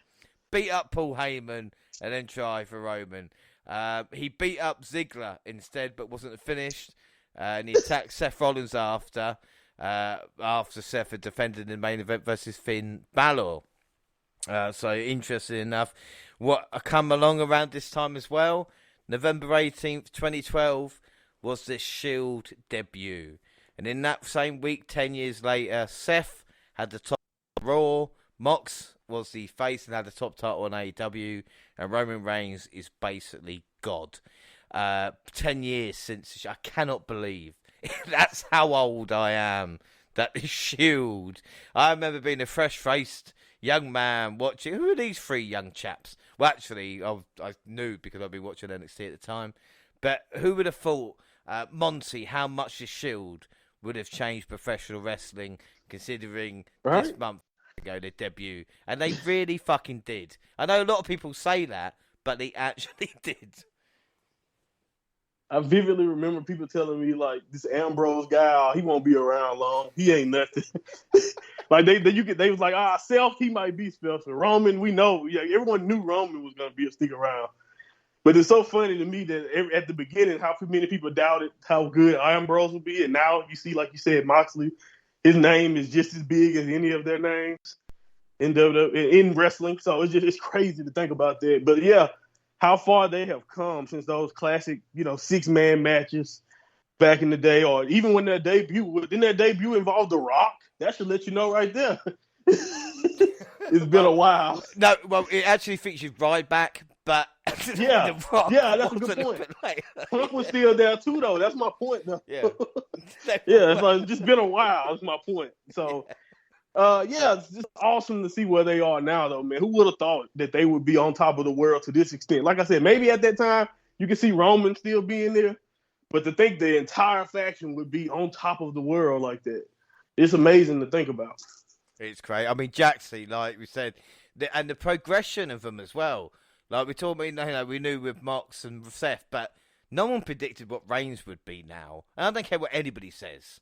Like, no one could. I mean, like, not to this level. Well, I think it didn't really help with sort of like the factor of WWE/Vince just kind of like forcing Roman on the fans when they weren't sort of ready for his reign, so to speak, Hey. But like with what they've done with him since his return, everything's been great, and he's actually solidified it for himself. He's inserted himself into the fans in a way that like it's made it possible for people to hate him, in this heel role that he has, but also in a dominating factor where people aren't mad that he is the champion. So he's done himself well in this sort of moment and this era. It's been very exciting, and I think they've gotten it to a point where we are ready to see him dethroned, but it's making sure they've got the right person to dethrone him of one of the titles so far, Yeah, I mean, again, Gene, I'll get your thoughts in a second, but I've just had a fucking great idea. So, like, what about... What? Right, I know Mox has got his contract in AEW, but just pretend. Well, we've got the bloodline at the moment. Reigns is the big heel he is. He's going to lose it at some point. He's going to have a monster face run as well. But imagine Solo and the Usos turning on Reigns and him needing two partners, and you've got a Shield reunion versus the new bloodline. That's just money. Crazy. That's just money. Yeah.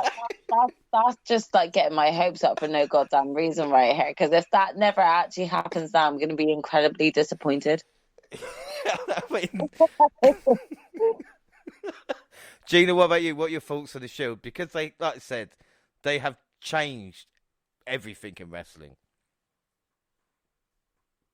I mean, they have, but I don't see Mox going back to WWE at all. I really don't. So I don't know. I feel like it's a nice idea, but I don't think it'll happen. Sorry. Yeah, but what about the Shield in general? Because they were, I mean, for they were together for maybe 2 years, if that, with original run, and one of the greatest groups of all time. I absolutely loved them when they had that original run and when they first came in. Like I still remember the like first, I think I can't remember whether it was Raw or SmackDown, that the Shield first like officially came into it up from NXT. And for me, I had no idea who the Shield was because I've never watched. I hadn't watched NXT, so I wasn't familiar with who's on top right now. So I wasn't aware of who the Shield was. So when they turned up, I genuinely was like, these guys are a force to be reckoned with. Like, they've just clearly come in, dominated, and then just showed you who to be worried about. And I'm feeling worried about them now. So I loved the Shield when they first came in. I absolutely hated it when they decided to do, I think it was like a Seth Rollins working with, like, the McMahons or Triple H.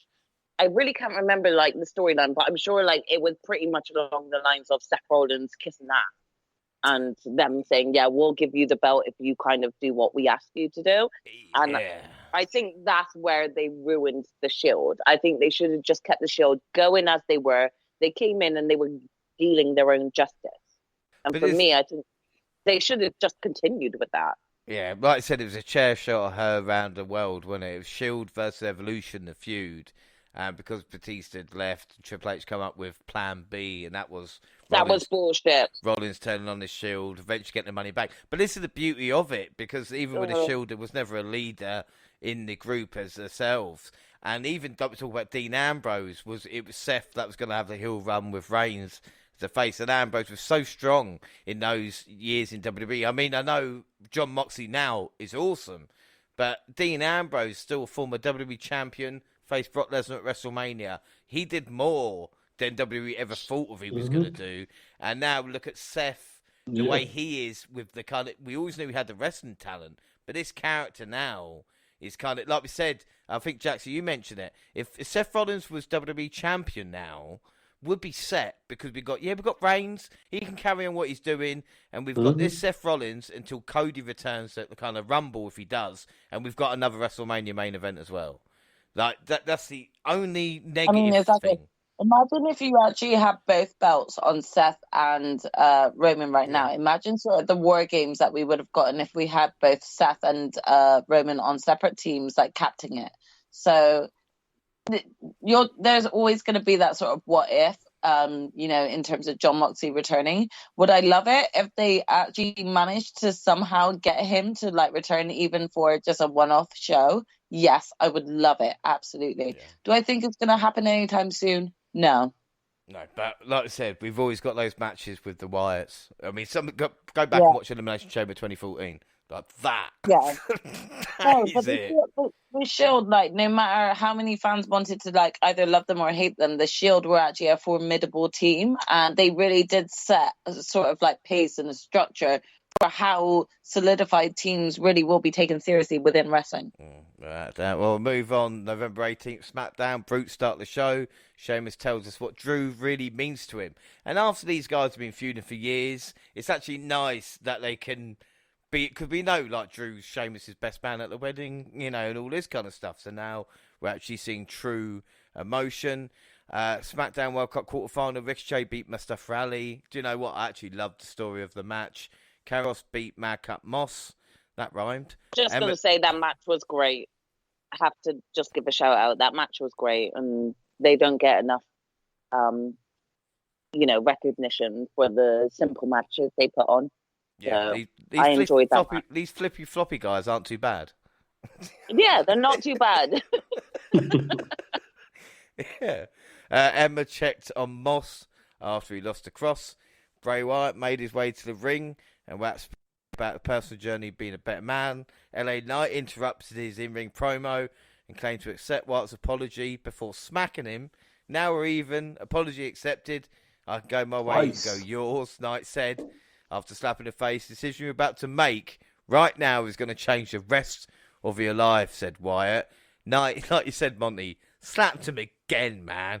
His uncle-howdy personal flashed on the screen behind as Knight went away. But LA Knight, we fucking loved LA Knight in NXT. And you put with Bray Wyatt, it's like, it's this money. Because LA Knight's a cunt. Right. He's just the right amount of asshole to bring the monster out of him. You know what I'm saying? Like, I didn't think about it. Like, when I first saw it happening, you didn't think that it would work so smooth. But, of course, like, with the mic skills that he have, he's doing a great job of playing his role in this story. And, like, I'm almost just waiting every week to see what happens next when it comes to them two, just because of that. But, he's knocking it out of the park, antagonizing one. Yeah.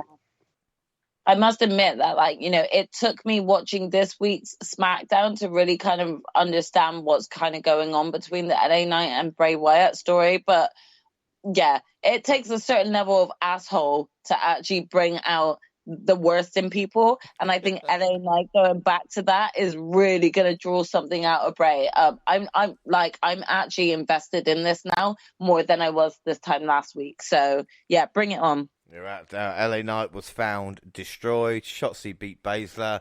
Braun Strowman, the New Day beat Imperium. Apparently Gunther is scared of Braun. Fuck you, WWE. Fuck you, how you Triple like H. That? Flat out running from Braun. What the fuck? He ran from that man. Never seen Walter or never seen Gunther take a step back from anyone, but he's running from Strowman, my guy. Oh, well, hopefully the end game is, like I say, Gunther or Walter retaining. But at this moment, oh boy. World Cup quarterfinal, Butch versus Sami Zayn. Distraction caused by Jey Uso. We brawl with Sheamus allowed Butch to catch Zayn with a bitter end and score the win. I can't remember the last time I saw bitter end. Like, just a normal Pete Dunne match and thinking, yeah, I got the job done. After the match, Reigns made. Oh, by the way, you were right. You warned me. He got Butch over, and you're fucking right about Pete Dunne. You warned me when it started. He said he's gonna get it over, and he did. Yeah, Pete is see him every week on SmackDown is a pleasure to think how hard he actually is working. We see Roman Reigns made his presence felt. Anthony Rena laying waste to everybody, including the Brutes and McIntyre. Then came to reveal the fifth member of the Babyface Team at Survivor Series, who was going to be none other than Kevin Owens, who entered to a main level pop. How he does it is unbelievable. We'll speak about that in a minute. He uncorked a series of super kicks and left Reigns reeling with a stunner to end the show. The storytelling in this segment, with Owens coming back, with Sami Zayn, with everything involved, and Owens having that connection with the fans, much like, I would say, Eddie Kingston. You know, there is something about him that just make people fall in love. I don't know if it's an everyday man, but that response from a guy who has lost probably more than he's won this past couple of years just is testament to the character. I mean, Jaxie, Kevin Owens. I have to agree with you. Kevin Owens is awesome, Yeah, I have to agree with you on that. Kevin Owens very much is the sort of like WWE's version of like Eddie Kingston in terms of regardless as to whether or not he's won or lost, he's loved by the fans. It was definitely a feel-good moment having him come back and hearing his music, having him come back and just wreak havoc. You know, just sort of give that doubt to Roman. I'm all here for, you know, Kevin Owens sort of like being put over against Roman and stuff, but like I think there's a bitter taste in my mouth since their last sort of match when it was like still during the pandemic era and they had that awful match where he was like handcuffed and the ref and Paul Heyman struggled for so long with the key. So do I need a Roman and KO feud again? I'm not too sure if I need that. But if I think about like a tag team feud like KO and Sami Zayn against the Usos, I'm all here for it, you know? Yeah. Well, I mean, that's what worried me because on Raw on November 21st, Owens gave a promo, said he's after Reigns. But like I said, Jaxie, we gave Owens the Johnny Gargano Award for most punishment taken in a series of matches because Owens just kept getting destroyed by Roman. Think of the children. Yeah. That was Vince's Kevin, though. No, but that was Triple H's Kevin is a little bit different. I will say that, depending if it goes that way. But I don't know. I'm with you guys about that. But I do like the fact that they have history, like you mentioned, James, is the beautiful part of it. Because, like you said, it's not just the association with Sami Zayn. He has a legitimate grudge with Roman because before they were even really the bloodline, he was getting screwed by Roman. Exactly. Before he was gone, he was getting screwed by Roman. So yeah, he was still getting screwed, and it was only Roman and Paul Heyman then. Like now, it's Roman Jay, and like the Jay whole started fucking around. Yeah, just Jay. It was just Jay. Now it's the whole family. Exactly, it's the whole fucking bloodline now. So like, you know, you can't blame KO for like wanting in on this team. That it's so understandable, and it makes sense for him to join the War Games team. But like I said, I would be more behind having KO and Sami go for the undisputed titles. Like have Sami sort of like start sowing the seeds now of whether or not Sami's going to actually make that turn, you know? Like if he's going to do that with anyone, it's going to be with KO. So I wouldn't mind like a Uso feud. Yeah, I mean, that's, again, don't want to give away my year-end predictions for next year. But that's a WrestleMania match I would be happy to see. I mean, that's definitely a high potential in terms of like how much they're setting the seeds, like with this whole grudge with Jay and Sami and stuff, to have Sami then maybe like go back to like KO and eventually like become a formidable tag team again to actually rival Jay and Jimmy. It's going to be harder for Sami to sort of accept the fact that he's on opposing sides with Jimmy more than it is going to be with him accepting the fact that he's on opposing sides with Jay, you know? So there's going to be some great storytelling either way when this feud eventually kicks off. I would just prefer it to be like a tag team with Sami and Kevin. I think that would work better than like either Sami on his own sort of like going against the bloodline or KO on his own going against the bloodline, you know? It makes more sense for them both to be taking on the bloodline. Yeah, well, like I said, I think tonight, to predictions, everything like that, could be, like I said, a pivotal thing to happen in the feud with Sami Zayn, and if Sami Zayn was to lose tonight, then the Bloodline could hold him accountable. Obviously, the payoff probably wouldn't be to the Rumble. At that point, where it will be Zayn either getting taken out or kind of helping KO and then building towards Mania there in the perfect world. And what we see at the Rumble as well, it's going to be interesting because the Bloodline could win tonight and we still get all these matches anyway. That's what we've seen. Just go back to WrestleMania Backlash, where everybody went against the Bloodline and the Bloodline still won. We still got, like we said, Drew versus Reigns eventually, but and RK Bro versus the Usos. But it's weird how it works. Brutes and Drew arrived on Raw through the crowd, a la Shield. And this led to Brutes beating Judgment Day. Omos beat Johnny Gargano. It was all Miz's fault. But Gargano, you can tell how Omos's booking is going when you think untouchable monster, and then Johnny Gargano getting a lot of offense, and you're thinking it's not long until your main event losing to Mustafa Ali. It's 6 months in between it. I may be wrong. Seth Rollins and Theory gave separate promos with the former Mr. Money in the Bank beating Mustafa Ali, but who doesn't? Bobby Lashley came down and beat the shit out of Ali because, well, who doesn't? Mustafa Ali is leading candidate for the Johnny this year. Alpha Academy lost to Definitely. Yeah, without a doubt. Just in the last few weeks. Yeah, He's just been a punching bag for anyone, really, hasn't he? We see Alpha Academy lost to Elias and Matt Riddle. They're burying Alpha Academy. McIntyre beat Corbin. This was a WrestleMania rematch, boys and girls. Did anybody else watching this going, yeah, this is at WrestleMania? Oh, thank you, Triple H, for taking Tozawa out of the Ninja Guard. I just wanted to say that. Oh my God. I honestly don't know what happened here. I was not really interested in this match at all, and I didn't understand why it was actually being put on this match card. Can I just say, though, and I know Monty just mentioned it, if Tozawa was in Drew's corner at the Clash, it could have been a completely different result. Yes. He would have been the difference. He really could have made the difference there. I mean, we never know now. We never know. And in the main event, Rhea Ripley beat Asuka. And the winning side got the advantage. Of course, during War Games, Hill should normally win. Bianca announced the 5th member. Well, she didn't, because Raw doesn't matter as much as SmackDown.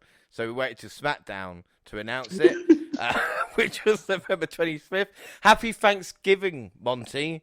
We don't really do Thanksgiving here, but I'm sure it's very important. Yeah, a lot of eating, a lot of, whatever. I was into it when I was younger. I was this is an excuse to get drunk now, I guess. Isn't it all? Right. Yeah, come on now. Yeah, we're celebrating today as well. But we got Damage Control's Bailey, Dakota Kai, and Io Sky, joined by Rhea Ripley and Nikki Cross. They were annoyed to have to travel on Thanksgiving. Bianca Belair, Alexa Bliss, Mia Yim, and Asuka erupted for revealing as their 5th member of the team, Becky Lynch. The crowd erupted for the former women's champion of flat Bailey with a Bexploder and did not flinch from staring down Rhea Ripley. The Hills bowed, the babyface is a tool, and the segment wraps up in short order. Becky is the biggest star in this division. It showed it here. And a great way to start. I mean, this is over in 7 minutes. I was like, this is great. SmackDown rolls on. Really? Because I just thought, right, there was no other creative way to bring Becky back apart from just Bianca saying 1 or 2 words and then Becky's music hitting and she taking her sweet ass time. I just felt like there was a greater way for her return to have happened on SmackDown that night, Yeah, it could have happened on Raw, where her show actually is. Yeah, it didn't really, there was nothing special about her, her entrance or coming back and stuff. She was just introduced. So why couldn't you have done that on Monday, where we say have 3 hours, where Raw isn't actually 3 hours, it's only 2 hours, 5 minutes.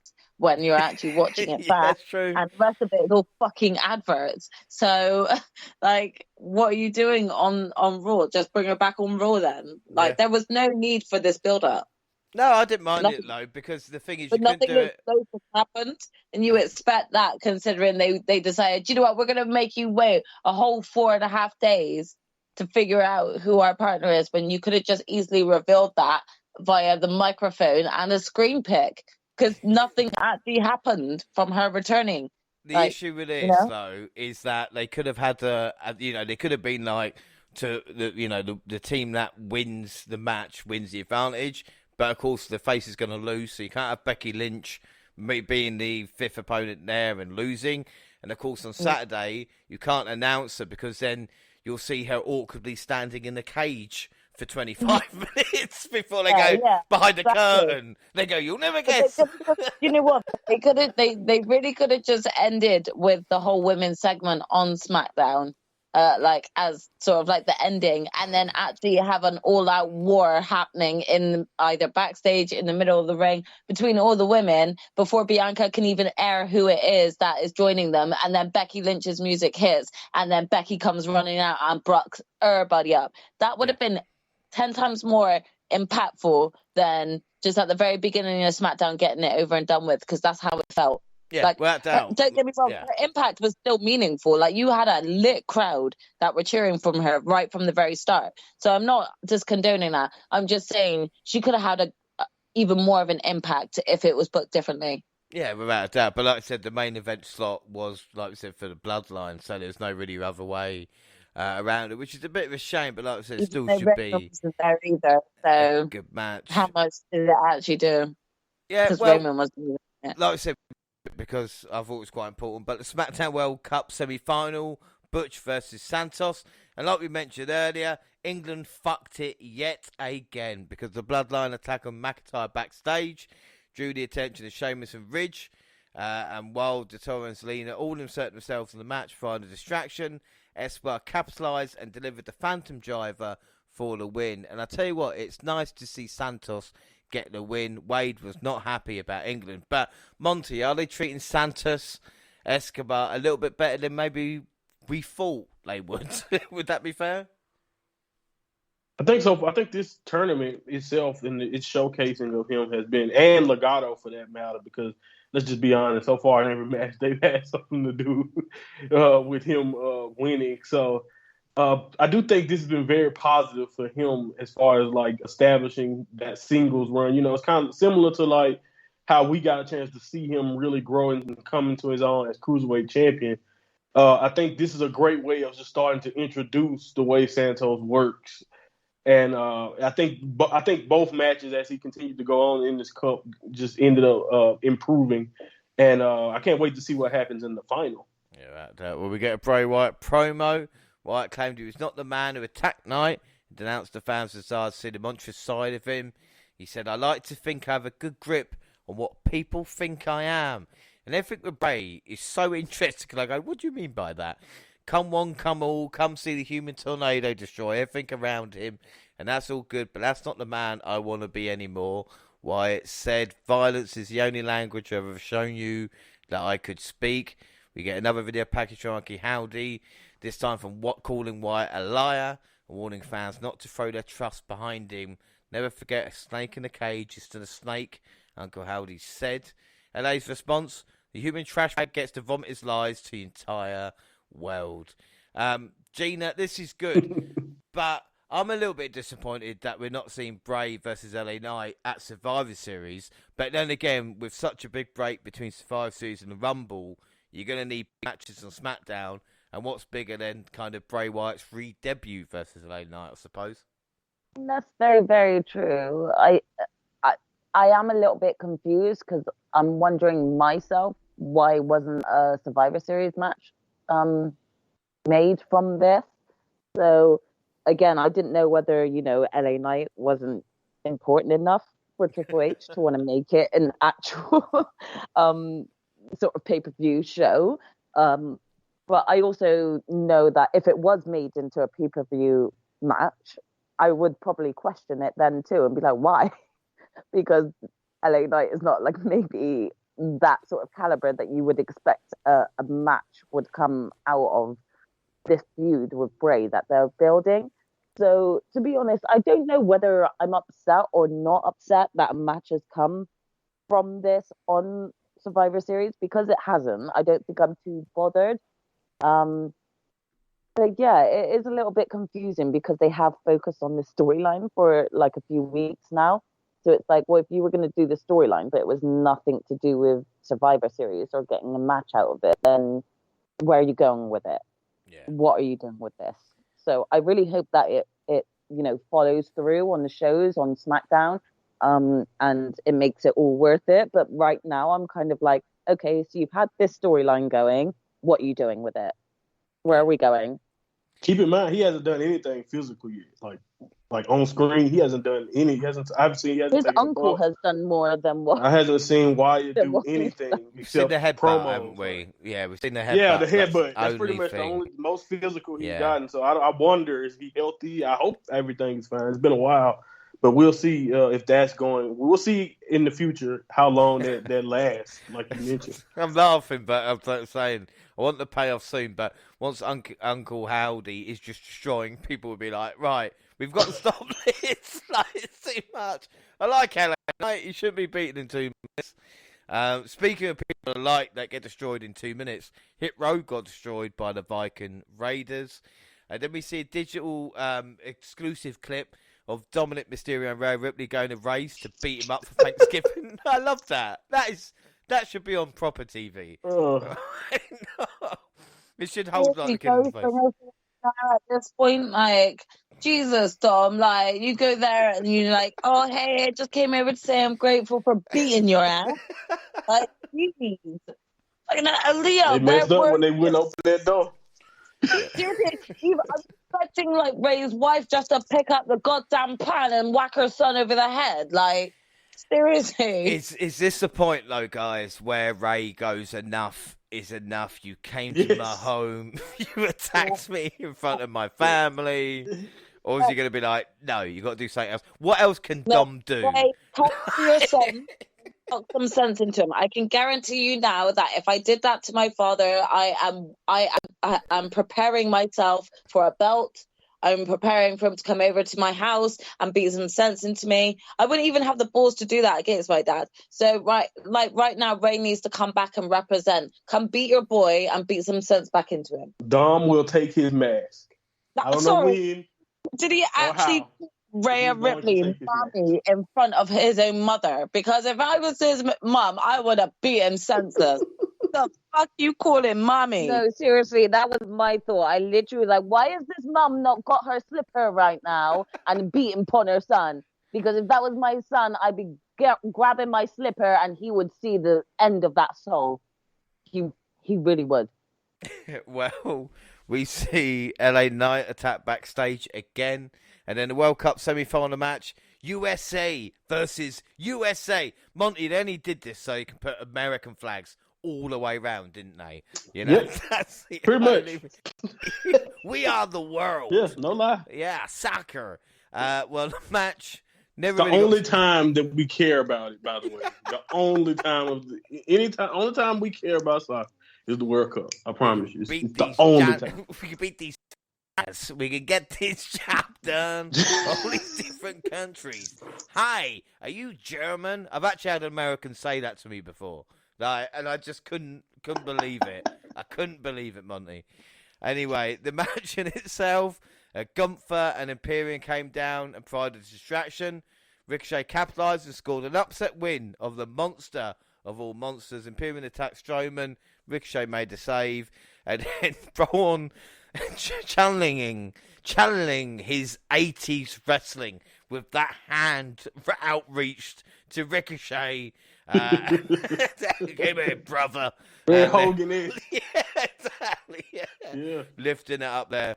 But again, happy Ricochet got the win over Braun. And this is Braun saying, look, I haven't got a problem with flippy floppy guys. I jobbed to one. Look, what's wrong with that? Yeah. Backstage. Ricochet and Santos are going to kill it. Oh, my God. Can you imagine that match? That is going to be something else. It's going to be fun.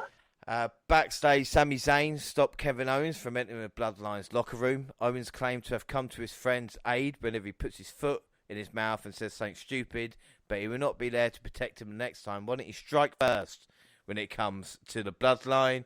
Jey Uso, who had his head poked out the locker room door and heard the entire exchange, asked Zayn if he had talked to anyone since arriving. Yonerus lied and claimed he had not. I fucking love this, Jaxie. For me, this is like steak. This is me. It was perfect. This, like, I loved every minute of it. Jay creeping, Jay just sat there listening, Jay testing Sammy, everything. Like, I'm all here for this drama. I'm stirring the tea, even though it was actually coffee when I was watching this instead of tea. But I was stirring that tea, like waiting for this all to drop. They're planting the seeds so beautifully with the Sammy and Jay storyline. Like, I'm completely 100% invested. Oh, I absolutely love it. It was fantastic. What was meant to be a tag match turned handicapped after backstage Sultan Rodriguez left her with a broken arm. Shotzi, be it brave or stupid, lost to Baz when Rodriguez, called it brave or stupid, came to the ring, clearly nursing an injury. Proved to be a brave or stupid decision as Baszler target the elbow and Rousey taps her out. Raquel used to be a badass, but now she's an idiot. Monty, how's that work out? What happened? Zack Sabre Jr. told me a long time ago, and a great quote in his New Japan comments a while ago, baby faces and professional wrestlers are idiots. And there you go. That's all you need to know right there. That's a perfect example of it. Professional wrestlers can be idiots. That's why Zack says he's one of the best, because he's smart. Everyone else is an idiot. So that was a perfect example of a great wrestler being an idiot. It's just so infuriating. It really is. Like, why would you have done that? Because even if go to the hospital, girl. Come on. If you have good intentions, like you wanted to come out and be there for your friend who was clearly stupid enough to come out for a 2-on-1 handicap, like you've just outed yourself as to having the biggest weakness, which is a broken arm already, and you basically presented it to two dominating UFC fighters to just bruck you up even more. Like, how stupid can you get? Like, seriously, Raquel Gonzalez wouldn't have been so stupid. Raquel Rodriguez, stupid. Yeah, I mean, and also, can we get a manager for Baszler and Ronda? Like, don't get me wrong, I don't mind them on the microphone, but I kind of would like that. We just more direction. You like Thanksgiving puns? Chicken wings. I get it. That's funny. Wings. Yeah, they need a mouthpiece, but it has to be the right one. They you couldn't just go, oh, Zelina Vega, stop. Being the mouthpiece for Legado and go and be the mouthpiece. It needs to be someone that is on the same sort of badass caliber as Shayna and Ronda. So I don't know who that could be, but they do need they would benefit probably from having a manager. It's a shame, but someone like Beth Phoenix, and again mentioning Beth, I wouldn't mind her being in the War Games match because obviously problems with Ripley, even though I know they're saving it. But Beth can do mic work. And that would probably work because at least I have respect for her.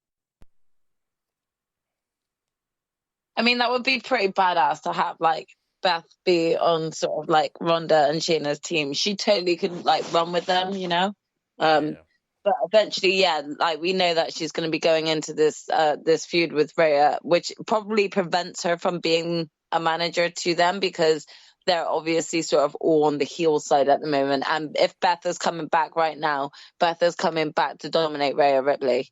So we'll have to see kind of how things progress after that. But it won't be for a long time. And I think that Shayna and Ronda could benefit from having someone be the mouthpiece sooner rather than later, I really don't know who I could actually label right now as a potential decent manager that could actually help them. Don't get me wrong, I don't think that they need help when they're in the ring. They both are two dominant women, and as we've seen previously from before Vince fucked up Shayna's reign, we've seen that both of them can actually hold their own and dominate. So I'm not worried in that. Yeah, they need, like you said, they direction. Need a little bit of direction on that. Yeah. So do you know what? Actually, that being said, I'm gonna actually just throw this out there. But even someone like Lana could have actually been a decent mouthpiece for them. I'm just saying, could have actually worked. Maybe. Who knows? Maybe. Yeah, well, we'll move on. And the man's advantage in Saturday's War Games was at stake in the main event of SmackDown as Drew McIntyre and Sheamus sought to buck the trend and defeat the Usos. Do you guys remember when I wanted to see McIntyre and Sheamus team up? This was a joy as they took on the Bloodline in a hotly anticipated encounter. Ringside brawls gave way to Kevin Owens stopping Sami Zayn from interfering with the title belt. Owens then Zayn into the ring, which distracted Jay, who got hit by a stunner by Owens, and Sheamus hit him with a brogue kick to pick up the victory. This was great stuff all round. Owens getting involved, telling him to strike first. You're going to get, they're going to turn on you, and hitting the stun as well. And even Owens with his positioning, like standing on the stairs after it happened, with Zayn, on the apron, walking away then. The four faces in the ring and Owens just looking on. Like, that guy gets it. It all worked. Gina, what were your thoughts on this main event? Because, again, seeing Drew and Sheamus team up, you think, why have they not had a tag title run yet? You asked that, why haven't they had a tag title run yet? But it's clear they just don't want them together as a tag team. Otherwise, Drew would be part of the Brawling Brutes already, as much as it's nice to kind of think of these two together as a tag team, I do see them more as a separate, individual team. Whereas with the rest of the Brawling Brutes, I can see Sheamus hanging with them. And as nice as it is, we all know that like Drew and Sheamus have that in real life, friendship. I still don't think that would be enough for me to look at them like a legit tag team. I would prefer to still see them both as separate individual single wrestlers. So if they are going to try and make them a tag team, I think that they need to truly write that in. Either Drew joins the Brawling Brutes fully, or Sheamus leaves the Brawling Brutes and it's just him and Drew. I don't think I'd be able to see one or the other. I didn't find the match was that bad. Don't get me wrong. Like, there's nothing bad for me to say about it. But again, for me, because I look at both Drew and Sheamus as individual wrestlers, like separate wrestlers, single run wrestlers, I can't see them making this tag run last for weeks. Yeah. In my eyes, I think from Clash, Sheamus needs to kind of be put back on top. And that's not me saying anything bad about Drew at all. I generally still love Drew, and if he was the champ, I would not be mad at it. But after Clash and hearing the pop for myself just for Sheamus, I truly believe Sheamus needs another run as just champ. And that means that I'm really sorry. I don't think Drew needs to tag with him right now for that. No, but even the way they kind of handled the match, wasn't it? With Drew tagging Sheamus, shagging. Sheamus getting shagging. What the fuck's that about? That's what I will wish. Oh. I was like, that's what I watched. No, Sheamus getting a tag in, Austin the hot Powers. tag, and getting a bro kick and getting it done. Like I said, Sheamus is positioned as, and even the poster, or some of the posters for War Games that have got the Brutes on, Sheamus is the kind of main face as it was. But now is the time that I've been waiting for, because we've enjoyed ourselves here for a couple of hours, but now Monty and Jaxie go to war. It's time for Survivor Series predictions. Before we get there, let's talk WWE Pay-Per-View League, because that's all that matters. And at the moment, Gina and I are on 5 points apiece. But Gina, all points are vital because they're all going to be tallied up at the end of the year. So even if we get this win, even if we were to win this one and get 6, and they might get it on 7, but everything matters. Monty Jackson up to 7 points apiece. It just shows you, it's a bit like, talk about soccer. The table never lies, and you think about how many shows that we've reviewed and predicted, and you two are level on points. It is pretty crazy. We're going to start off, though, And we're going This US, times 3. So third time lucky. Let's see whether or not the UK can do this. Jackson, before we start, are you nervous about giving predictions right now, or have you looked through them and quietly confident? So I've looked through them quite a bit, and gone back and forth into. I'm really strategizing with this one. It's not going with my heart and what I want, this time. This is like me really trying to kind of figure out how best to beat Monty in this sense. But I'm definitely nervous. I don't know whether or not I'm taking a few risks here, but if you don't take risks, you won't reap the rewards, So we'll see how it goes. Well, usually what I do to beat Monty in NXT is just show up. So no, I'm joking. I'm joking, Monty. You were feeling it, though, man. I know you're feeling it. I can feel the pressure. Oh yeah, it's definitely. Like I said, as we've gotten closer to it, it's gotten to me a little bit because I have, like I said, I've checked through everything also, and I agree. I think I'm taking some risk in the exact same way. So it's like, how the hell is this gonna play out? And I'm very, very curious, but I'm excited because, like I said, mentioned earlier, this card is really, really good to the sense to where even though it's only 5 matches, only 5, yep. Most of these matches, I have no clue. Like, they can go either way, honestly. I can make an argument for both sides. So that's what made this so difficult for me. Same. So this is going to be very difficult. I've been very secretive with my choices this time around, and it's especially because I'm trying to be as strategic as possible so I could potentially win this time around. But it's really difficult because they put a lot of effort into all 5 matches, and I don't really think that there was. If we weren't to argue the sort of LA Knight Bray Wyatt match, like, I feel like, this is the right amount of matches because there's so much at stake for each match. So, yeah, definitely. I mean, how good does it feel to just be sit back and kind of enjoy this, Gina? The pressure's off for us. We can just have fun. I mean, in a way, part of me was like a bit gutted because I thought, right, I'm not being considered for any form of competition in this group whatsoever. So there was a slight moment where I was kind of sad. And then there was another moment where I kind of thought, actually, no, I'm actually pleased by this because my stress levels would be so much more higher if I was in that top bracket. And if I had that potential to win, I think if I lost, I'd be so bitter. So I'd rather already be the loser. So I'm good. Well, you don't know. Your bonus prediction, your year-end predictions that you gave at the end of 2021 might have 50 out of 50. You might have won. I don't even remember those. But you might win by 20 points. That's why it's the year-end prediction important. But the prediction league, like we said, the tables are vital at this moment. It's between Monty and Jaxie. But of course, like I said, Gina and I will partake. And the first match we'll look at will be AJ Styles versus Finn Balor. And I will start. Jaxie, I'll start with you. I'm going AJ on this one to win. I think that, first of all, Finn Balor has been on a real streak with the Judgment Day, and I think they've been doing really well. I also do feel like right now AJ needs a win more than Finn Balor on this one. They've just recruited sort of Mia Chim to the OC, even though neither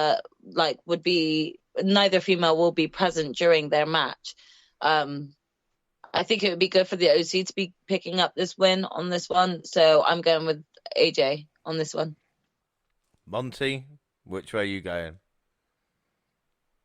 Yeah, it's funny. I actually took a lot of time to think this one through. Man, I really didn't know where to go, but I'm in the same boat, Jackson. I went with AJ too. I actually think that it would do more for AJ, not only for this feud, because think about it, the OC hasn't really won anything in this feud at all, honestly. And other than maybe a hit match here or two on Raw in one-on-one situations. But I think this would be a great job for AJ, great time for AJ to win this match.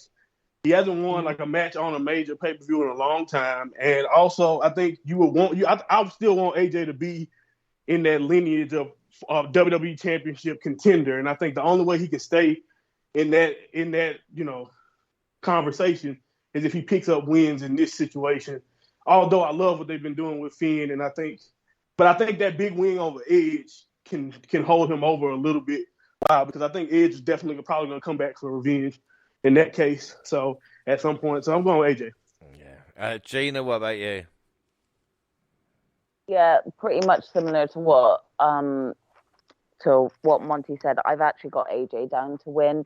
I feel like again, AJ needs to win more than the Judgment Day do because the Judgment Day have been getting quite a few wins themselves lately, which is great. But I think that they can afford the loss here.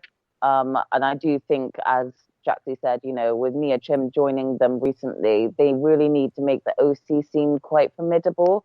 And that's not going to happen if they don't sort of let AJ get the win here, So I've gone with AJ. Yeah, I have to go with AJ as well. Up next for the SmackDown Women's Championship, Shotzi versus Ronda Rousey. Monty, which way do you see this going? So before I tell you my obvious answer, I just want to notice during this show, I saw on social media that Shotzi is dedicated to this match to her late father. And I when wrestlers do that, whenever they do stuff like that, it always makes me consider things. But I don't care what's going on. She ain't beating Ronda Rousey. Care okay. If the father's a special guest referee. Sorry. It doesn't. Like I'm sensitive to that, man. I lost a parent. I get it, but yeah, no, I'm sorry, Shotzi. I love you, but Ronda's taking that arm most likely. She's gonna give a fight though, but Ronda's definitely winning. Yeah, especially if Baszler's there. Like, it's what? Come on, man. We don't know. Jaxie, what about you? I mean, I'm all here for Shotzi. I love her character and stuff, but I would be stupid to choose her right now. Like, the Ronda's got this. They just dominated Raquel and took her out like that. They basically beat Shotzi to a pulp also last night. So, do I actually really believe Shotzi's got a chance at this? No, I don't. I'm sorry, Shotzi. I love you, but you're getting your ass beat tonight. Yeah. Gina, I'm going to go Ronda as well. Gina, you the same? Yeah, I was going to say it's no shock there that I'm going to go with Ronda. I mean, sorry, Shotzi, because I do actually like the personality that she's bringing. She is very different from some of the other female wrestlers we have. And so I do really respect Shotzi and the work that she puts into her character. But I'm sorry, there's no way on earth she's just the filler. She's the filler fight for Ronda until they bring a next person in to actually make us question whether Ronda's going to lose the belt or not. So, sadly, Shotzi, it's not going to happen tonight for you. I would agree there. Up next, the US title, Seth Rollins versus Austin Theory versus Bobby Lashley. It's great they've all got their first names. Jaxie, which way do you see this going? Sorry, which one? US title.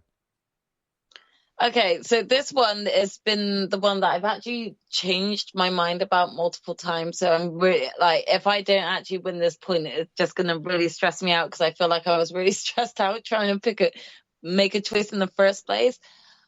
Look, I'm going to take a risk here. I'm going to go Theory to win this, and I feel like it's going to be one of those matches where Bobby Lashley is mainly dominating, Seth Rollins is mainly undermining and playing mind games with all of them, and I feel like Theory is going to be that one that is ignored by both wrestlers that just sort of comes out and capitalizes and comes on top. Another reason why I'm going with this decision is I do hear a lot of Cody name dropping at the moment, which makes me feel like Seth could be potentially going back into another feud with Cody, because we clearly know that definitely is not done for. Cody's not just going to come back and forget how what Seth did to him and stuff.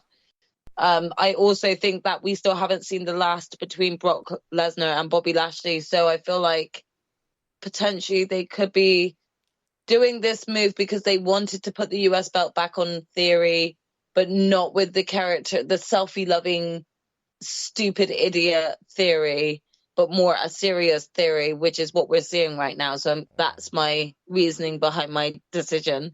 It could come to bite me in the ass, but this is I'm definitely taking a risk here. This is my risk. Oh, without doubt, and sometimes it's needed. Monty, what about you? Yeah, I've literally had a tough time with this one too. Like you said, specifically with the later stages of what they've shown of Theory and how it just feels like maybe that's what this whole situation was about with him cashing in. But I just really not. I honestly don't like it if that's the case, honestly. And I think that's personally, if this come back to bite me, is because of my own wants and and thoughts. Because again, you cash in for the U.S. title. If the end goal is to get him the U.S. title, why embarrass him? Just I understand you could, but he could always just start attacking people, like James mentioned earlier. So it just makes that look even dumber to me if you just give him the belt right here. And honestly, but I honestly get what you're saying, though. I get it. I just that would literally just make me annoyed just by that fact if Theory was to win this fast after losing that opportunity when he had Seth Rollins basically beat. And we know what happened in that situation. It's just, I don't know. I think Seth would be more likely the one to come out on top, similar in in the Jericho way, because like I said, Theory's going to try to show that this new side of him. And Lashley, still, like you mentioned, is going to be dominant. I think that'll be perfect for Seth to still be able to retain. And you can still do whatever you want to do with Cody. And honestly, since they're starting to try to rebrand the U.S. title, look at Cody's gear. Look at everything about Cody. Cody be a great. You can do the Seth Rollins rematch for the U.S. belt. I don't see what the problem is. I understand people would want Cody to be a world champion right off the bat, but honestly, I don't think that's ever what's going to happen. So I think building Cody up, starting off with taking that belt off Seth too, can work in the same fashion, even if Seth loses here. So I don't know. I'm going with Seth. I'm sticking with Seth. And maybe me playing it safe here with the retain costs me, but we'll see. I want Cody to win the Rumble and go for the US title. Hey. That's I could go for any match. Relegated. No. Man's went down to the relegation stone already. He's just done. Intercontinental, you're dead already. Gina, what about you? Okay, I actually still haven't made a decision about this match. I mean, I want to say Bobby Lashley because realistically, if you think about all of the opponents, the skills they've got, the weight they've got over each other, you would think like Bobby Lashley is going to smash everyone. But I do have a very harsh feeling that a similar situation to the AEW match between Samoa Joe, Wardlow, and Powerhouse Hobbs, I feel like a similar situation is going to happen where there's going to be some sort of distraction and Theory will get the win because there's, Bobby and Seth are maybe too focused on each other to even give a shit about what Theory is doing. So I really, really want to say Bobby Lashley, but I do have a sick feeling in my stomach it's going to be Theory, so I'm going with Theory. Yeah, Theory. My theory usually in triple threat matches, it's been a year now, and you guys won't remember me saying this. Usually, multi-man matches, the champion should retain. So I'm going to go Seth Rollins when it comes to this. Up next, the War Games, and it's the Raw Women's Division. Basically, as we got Damage Control, Bayley, Dakota Kai, Io Sky, Nikki Cross, and of course Rhea Ripley versus Bianca Belair. I'm doing this on the top of my head, guys. Well, Alexa Bliss, Asuka, Mia Yim, and of course returning Becky Lynch. Monty, this is a tough one to call. Which way do you see it going? Yeah. Again, this one I felt more risky. I don't know. It's just I couldn't shake the Alexa Bliss stuff, and if that cost me, then they swerved the hell out of me. And good job. But it's just Alexa Bliss this entire time has not looked like she has been as into it as the rest of the team. And as much as I would probably like Becky to return and give a good feel good moment and win, I think she can have a great showing and everything will be fine. Get some revenge back on Damage Control and not win, and it wouldn't bother anybody. I think Damage Control, especially with Bayley, is losing all of her opportunities at the belt. Damage Control, it's been so up and down their booking. At first, I thought they were going to be a dominant faction, but then they would, they had the passing the tag belts around, and now, like I said, Bayley hasn't been able to beat Bianca. I honestly feel like another thing that caught my attention is that Rhea's here, and I do remember we were definitely going towards Rhea and Bianca at some point for SummerSlam, and I think maybe if you give Rhea maybe a victory over Bianca, who's been dominant, this won't hurt Bianca at all. You can make Royal Rumble a championship situation between Rhea and Bianca, and that still can lead to belts and whatever they want to do down the line. But I just think as of right now, the next best option moving forward, you should probably use War Games to get another contender in there in Bianca's way other than her partners. Now, I could be wrong, and they do a random Triple H, like you said earlier, women's division triple threat with Becky Lynch and Asuka and Alexa the next night on Raw, and that's how they determine the next contender, and I'm just screwed. And we get Becky Lynch and Bianca again. But I prefer us to go down a new road, give us Rhea and Bianca, maybe at the Royal Rumble stage. That's the way I'm leaning. Again, could be wrong. But I'm going to stick with Damage Control, Team Damage Control. That's what I'm going to put it down.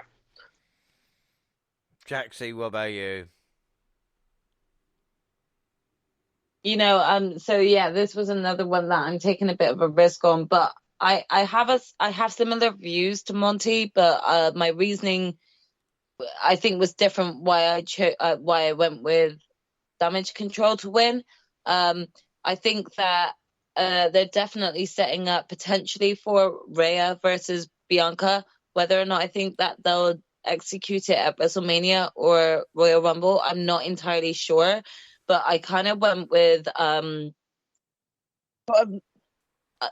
not Alexa causing them to lose, but Alexa just like not aiding in them to help them win. So they're just down a woman. And I kind of like had it in my mind that Rhea was just going to dominate throughout the whole match, kind of like similar to what Shayna did in the Elimination Chamber when she just dominated that whole time. I've just got this feeling that this War Games is really going to be about Rhea.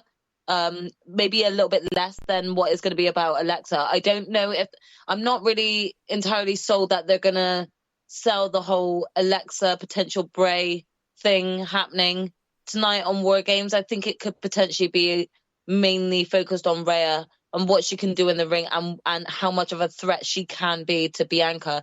So I went with Damage Control to win, but with Rhea Ripley being the one to ultimately pick up the win for the team. Yeah, I can see something crazy like Ripley riptiding someone off the top through a table. Yeah, some shit like that, yeah, like, just doing something absolutely batshit crazy, Yeah. Gina, what about you? No, James, I'm sorry. You keep coming to me last. Yeah. I'm not happy. Well, it's about Monty and Jaxie, no, isn't it? It's not about you. Yeah, it's not about like me. I'm doing Monty and Jaxie with my choices, but I'm not. I literally have the same feeling because I feel like Damage Control kind of need this win. Yes, they won the tag team championships, but Bayley lost ultimately to Bianca again. And so for me, I feel like Damage Control need this War Games win over, like, the face team to show how formidable they are. But I also agree in the sense of, right, so Becky's come back. Everyone's going to expect Becky to smash it and just come out here and win. When really, I think Becky is going to get so wound up because they really focused on SmackDown. They really focused on Becky and Rhea at the end. And I have a feeling like Rhea is going to get the win, as Jaxie said, and Becky is going to be screwing about it to the point that she's going to have her own feud with Rhea before Rhea even goes for the belt with Bianca. So that's kind of how I feel. But next time, come to me first, because I like my idea, and I thought I could have voiced it better than Monty and Jaxie first. Fucking hell. So the main event of Survivor Series War Games is, of course, the War Games match, and it is the Bloodline, Solo Sikoa, Jimmy J. Uso, Sami Zayn, and Roman Reigns taking on the Brawling Brutes / Kevin Owens, which, of course, is Butch Dunn, Ridge Holland, Sheamus, Drew McIntyre, and Kevin Owens. And, Gina, who do you think's going to win then? I mean, I don't know if I was meant to go first in that line. No, but it's not. I threw my little bitch fit so that I could. I genuinely believe that it's going to be the Bloodlines win here again. It all depends really on whether Triple H or WWE want to pull the plug with the whole Sami working with Kevin Owens stint. And I still think it's a bit too early. We're still getting into Sami just finally getting kind of the life he wants from the Usos. Not just the Usos, but the Bloodline, you know? He's finally being recognized by Roman. He's finally, you know, being seen higher above the Usos. So for me, I think if the Bloodline lose, it will be because of Sami's betrayal. But I don't think Sami's betrayal is yet. I think they're still going to try and hold out a little bit longer. So I do believe the Bloodline have got this one. But I do think some tomfoolery will happen. There will be some questioning. Jay kind of getting angry at Sami, and possibly those two having it out in the ring, and us all questioning, shit, are the Bloodline about to lose this because Jay can't keep his cool? But I see Roman being like, look, kids, I am not losing. So I'm going to get this win in. So I do see the Bloodline retaining and winning this War Games match, but I do see some tomfoolery happening, some seeds being planted in terms of, you know, Sami not wanting to fight Kevin maybe, and just being a bit reluctant, and maybe Jay getting angry and questioning Sami's intentions, things like that. So I do think shit like that will go down throughout the match. Yeah, well, I see it the other way. I see with the Brutes getting the winner. Oh, what a big shock. Well, I'm just fucking... What a big shock. I'm just saying, like, Sami Zayn involved there has got to be the loose end. Like, whether it be Sheamus making him tap out to Cloverleaf, or quitting because, you know, whatever it is. And then the Bloodline look at Zayn and say, you're to blame. And then there's be hold off until maybe the Rumble where they really just turn, and we know then where we're kind of going. Again, to go against the Bloodline is a really silly move, especially where they have been in the past 2 years, and especially when it's the first ever War Games match, and you think the Bloodline winning would make perfect sense. But I'm going to go to Brutes, and I also did that, so then Monty and Jaxie have got still two different choices. And Jaxie, don't worry. It's all on you, Jaxie. The men's War Games match, which way do you see? I feel like seeds were planted on SmackDown recently, so which leads me to believe that Sami potentially could be the weakest link in this War Games, and I see him taking the pin. I see him sort of being like this being the beginning factor of them sort of doubting on Sami. Jay solidifying that with what he heard from the conversation between Sami and Kevin. And I see this being like the start of the descent of Sami Uso, you know? So I'm going with the Brawling Brutes to win this one. Oh my God. I cannot believe you're going to get some Bloodline.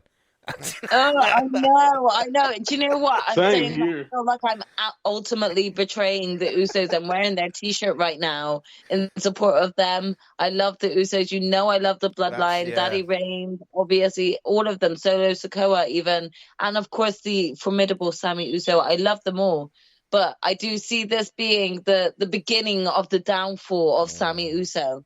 I feel like we're really going to take off with this and this could be like sort of like the beginning factor of it. So I've gone with the Brawling Brutes, but it doesn't mean I don't love the Bloodline. I love both teams, to be honest. I really do. It's hard. Yeah, to be fair, it just shows you predictions are more important than the Bloodline. That's what it shows here. Hey, when you're in the finals, yeah, and when you've been against, not just been in the finals for WWE, but you've been in the finals for AEW, yeah, things get like shit gets real serious. Okay, I'm taking this serious. Nice Like, there's been a lot of pressure on me, I'm trying to live up to that. Yeah, well, let's hope you don't lose this one, eh? Monty. Fuck you, James. Fuck you. I apologise. Monty, it's down to you, man. All right. Well, I hate this because it feels like this is going to be anticlimactic, but I agree. The Brutes, I got the Brutes, man. As much as I would love to go for the Bloodline, honestly, long term, I'm like, where's the fun in it? Like, they're already so far ahead of everybody else. What does winning War Games, other than, like you mentioned earlier, James, saying that the Bloodline won the first main roster War Games, which, again, do they need another accolade? Like, not really. They don't need another one. Yeah, I think they got enough. And, like, even if it's Sammy getting pinned, hell, I've come down from this thought, but I even was thinking maybe Owens still a stunner victory and be the first person to pin him. I'm like, nah, they shouldn't give away Roman getting pinned in this probably. So even though, again, this is the one time you finally have an opportunity where it makes sense for the Bloodline to actually lose, and the Bloodline don't necessarily have to lose anything from it, a championship or anything like that. You can have Sammy lose this, and you can continue to tell the wonderful story that they have to tell. Because, like you mentioned, Sammy is just getting there good with the Bloodline, but also let's mention this: he's not necessarily made a mistake to where Roman has had to rectify him yet. And I think that's the story. It's like, what is going to happen now? We see how Roman treats his family when they don't get the job done. What is he going to do to Sammy? And then I also thought that Jey Uso having this information and just being so paranoid, I said that can play a factor. Like you guys mentioned, that could be the finish right there. Jey just not trusting Sammy enough, and Sammy ended up taking the pin because of it. And I think that could be the difference. And I'm going with the Brutes winning.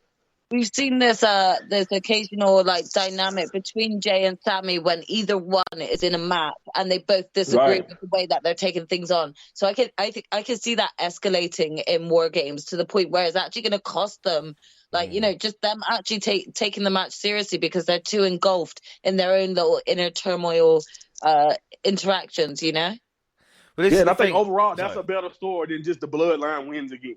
Yeah, but it's even, I just had a thought of, like, imagine if, like, you talk about Owen Stunner's Reigns goes for, like, the pin, Zayn grabs, like, the microphone and just, because he knows Reigns is getting pinned.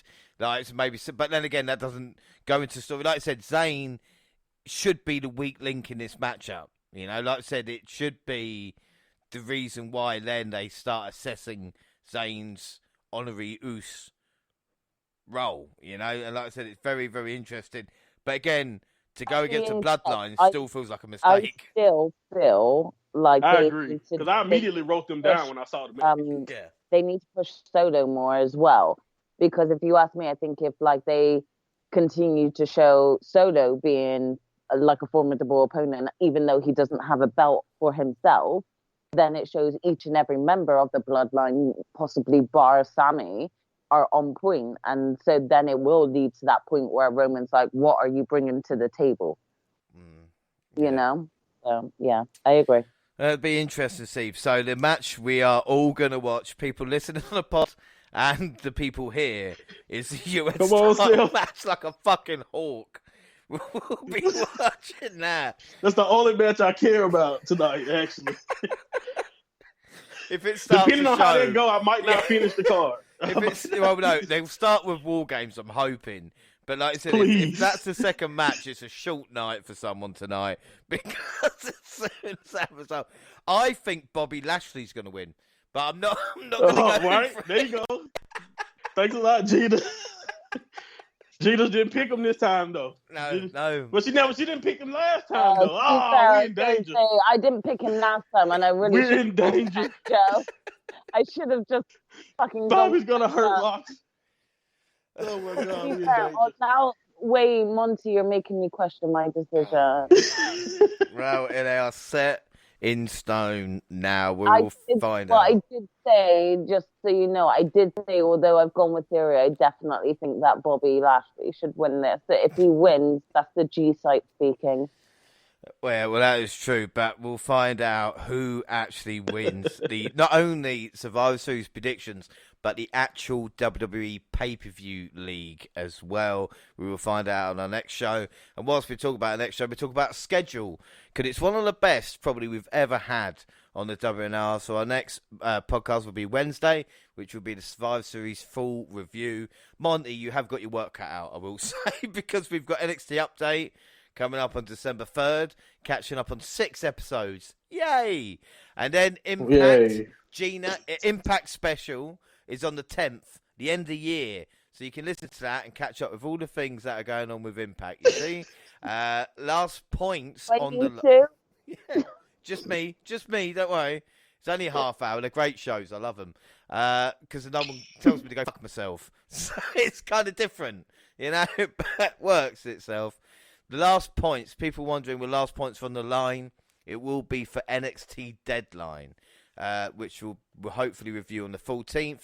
Like I said, Regina, you're more than welcome to review it with us, but definitely give your predictions, because that is the last bonus predictions on the line. December 21st, hopefully AEW Winter is coming, and the Fallout of Full Gear as well. December 20th, of course, the 8th annual traditional Christmas special with the 8th annual WNR Awards coming up. Who will be the rest of the year? Who will win the Johnny? And then December 31st, we're going to have a New Year's special. Of course, end of year predictions. All this hard work will finally pay off for one lucky person as we find out who the true prediction king and or queen is of the WNR podcast. And then into 2023, January 8th, Wrestle Kingdom. Like we talk about, we've got Kazuchika Okada taking on Jay White. And of course, Will Ospreay versus Kenny Omega. And at the end of January as well, we're going to look at the Royal Rumble match, which is my favourite event of the year. So what a schedule we have got lined up. Should be great. And that is it for today. Monty, anything else on Survivor Series predictions or anything else in between? Let's go sell. That's it. Jaxie, any final words? Any smack talk to Monty? Not really smack talk, because if I've enjoyed this is just like a quite a nice competition that I've enjoyed between friends. However, the nerves are with me, so I hope everyone watching tonight enjoys the pay-per-view, but also thinks of the ongoing war between myself and Monty. May the better person win. Right, like I said, we are literally like an hour and 15 minutes away. People listen live to the kickoff to Survivor Series. Gina, have you enjoyed the show? And, I mean, you're going to have to listen to Jaxie during this, so I feel sorry for you a little bit. Yeah, I actually was going to comment that and say, I mean, Monty is not going to get, like, the stick I am, because I'm just going to hear it. Like, I already know half the words she's going to say, like, if Monty wins, I'm never going on this podcast again. Or, this is all your fault, Gina, because I said this, so it's my fault. She went with this choice. Like, I already know half of the stuff she's going to come at me with, but I'm also excited because, again, me and my sister usually have to catch up with these shows. So the fact that we can watch it live tonight, I'm so excited. And I always enjoy watching it with my sister. And this is what we grew up with, you know, just being kids and just watching it and just knowing some other dweeb like me is enjoying this. So I'm super excited at the same time, but I also know what's to come with the stress. Yeah, like I said, I'm going to have Monty, you know, messaging me as well, talking shit about Jaxie. I'm not the only one. Fuck you say about me, Monty? What happens in the private chat stays. Yeah, better stay in the private chat. If I catch wind of that, Monty, just watch me jump on the next plane. Well, See, this is why you shouldn't have mentioned it, James. My work here is done. I'm getting threatened. Yeah, That was purposeful. yeah. Well, on that shit-stirring note, I will leave it there. Yeah, don't forget, we're across all social media, Twitter at the WNR Podcast. I'm at the WNRJR. You can find the entire WNR team on the Twitter banner. Or Monty, where can people find and listen to you? They can go to Twitter at MindMontyPod is in your banner, like you mentioned, or you can just go on YouTube, type in Mind of Monty, check me out. And Jaxie? I'm across both Twitter and Instagram at Jaxie Scarlett. And finally, Gina? Find me on both at Purple Pain. You're Double on Facebook and Instagram across all Google platforms. Send us an email. You're doubleonpodcast@gmail.com. YouTube, another podcast with all latest clips of the podcast. Got at the same time on YouTube as you do SoundCloud on your phone. Also Spotify and iTunes. Make it download, subscribe, rate, and review there. So that is it. Like I said, our next episode is a full review Wednesday. But until then, I was joined by the fantastic Jaxie Scarlett. And all honestly, good luck. Good luck tonight. Thank you. I mean, may the better person win. There's a lot at stake here, but I've had fun tonight. And thank you for everyone for checking us out tonight. And, of course, the mind of Monty. And, you are the NXT and New Japan expert. And we wonder if you'll add WWE to that by the end of the night. Yeah, I mean, I would like to. But I must say, man, I'm going to take a lot of shots if Seth lose. So I'll probably be fine about it by the next day. And finally, the genius, which is Gina. I hope you enjoyed watching the show tonight. Yeah, like I said, I get to watch it with my sister. So even if it's the most awful of shows, I think I'll still enjoy it regardless because it's something that I can watch, tweet live about, and just enjoy with my sister at the same time. So I hope everybody else who's listening and anybody who's not, I hope everyone enjoys it. Yeah, and you've done 2.5 hours with me, so look at the positives, I mean, we say that that's a bad thing, James, but to be honest, you have with me and my sister and Monty for the past 2.5 hours. So I think you deserve a bit of a pat on the back. Like I said, it's always a pleasure and never a chore. But I have been James Rowlands. Thanks for listening, everybody, and bye.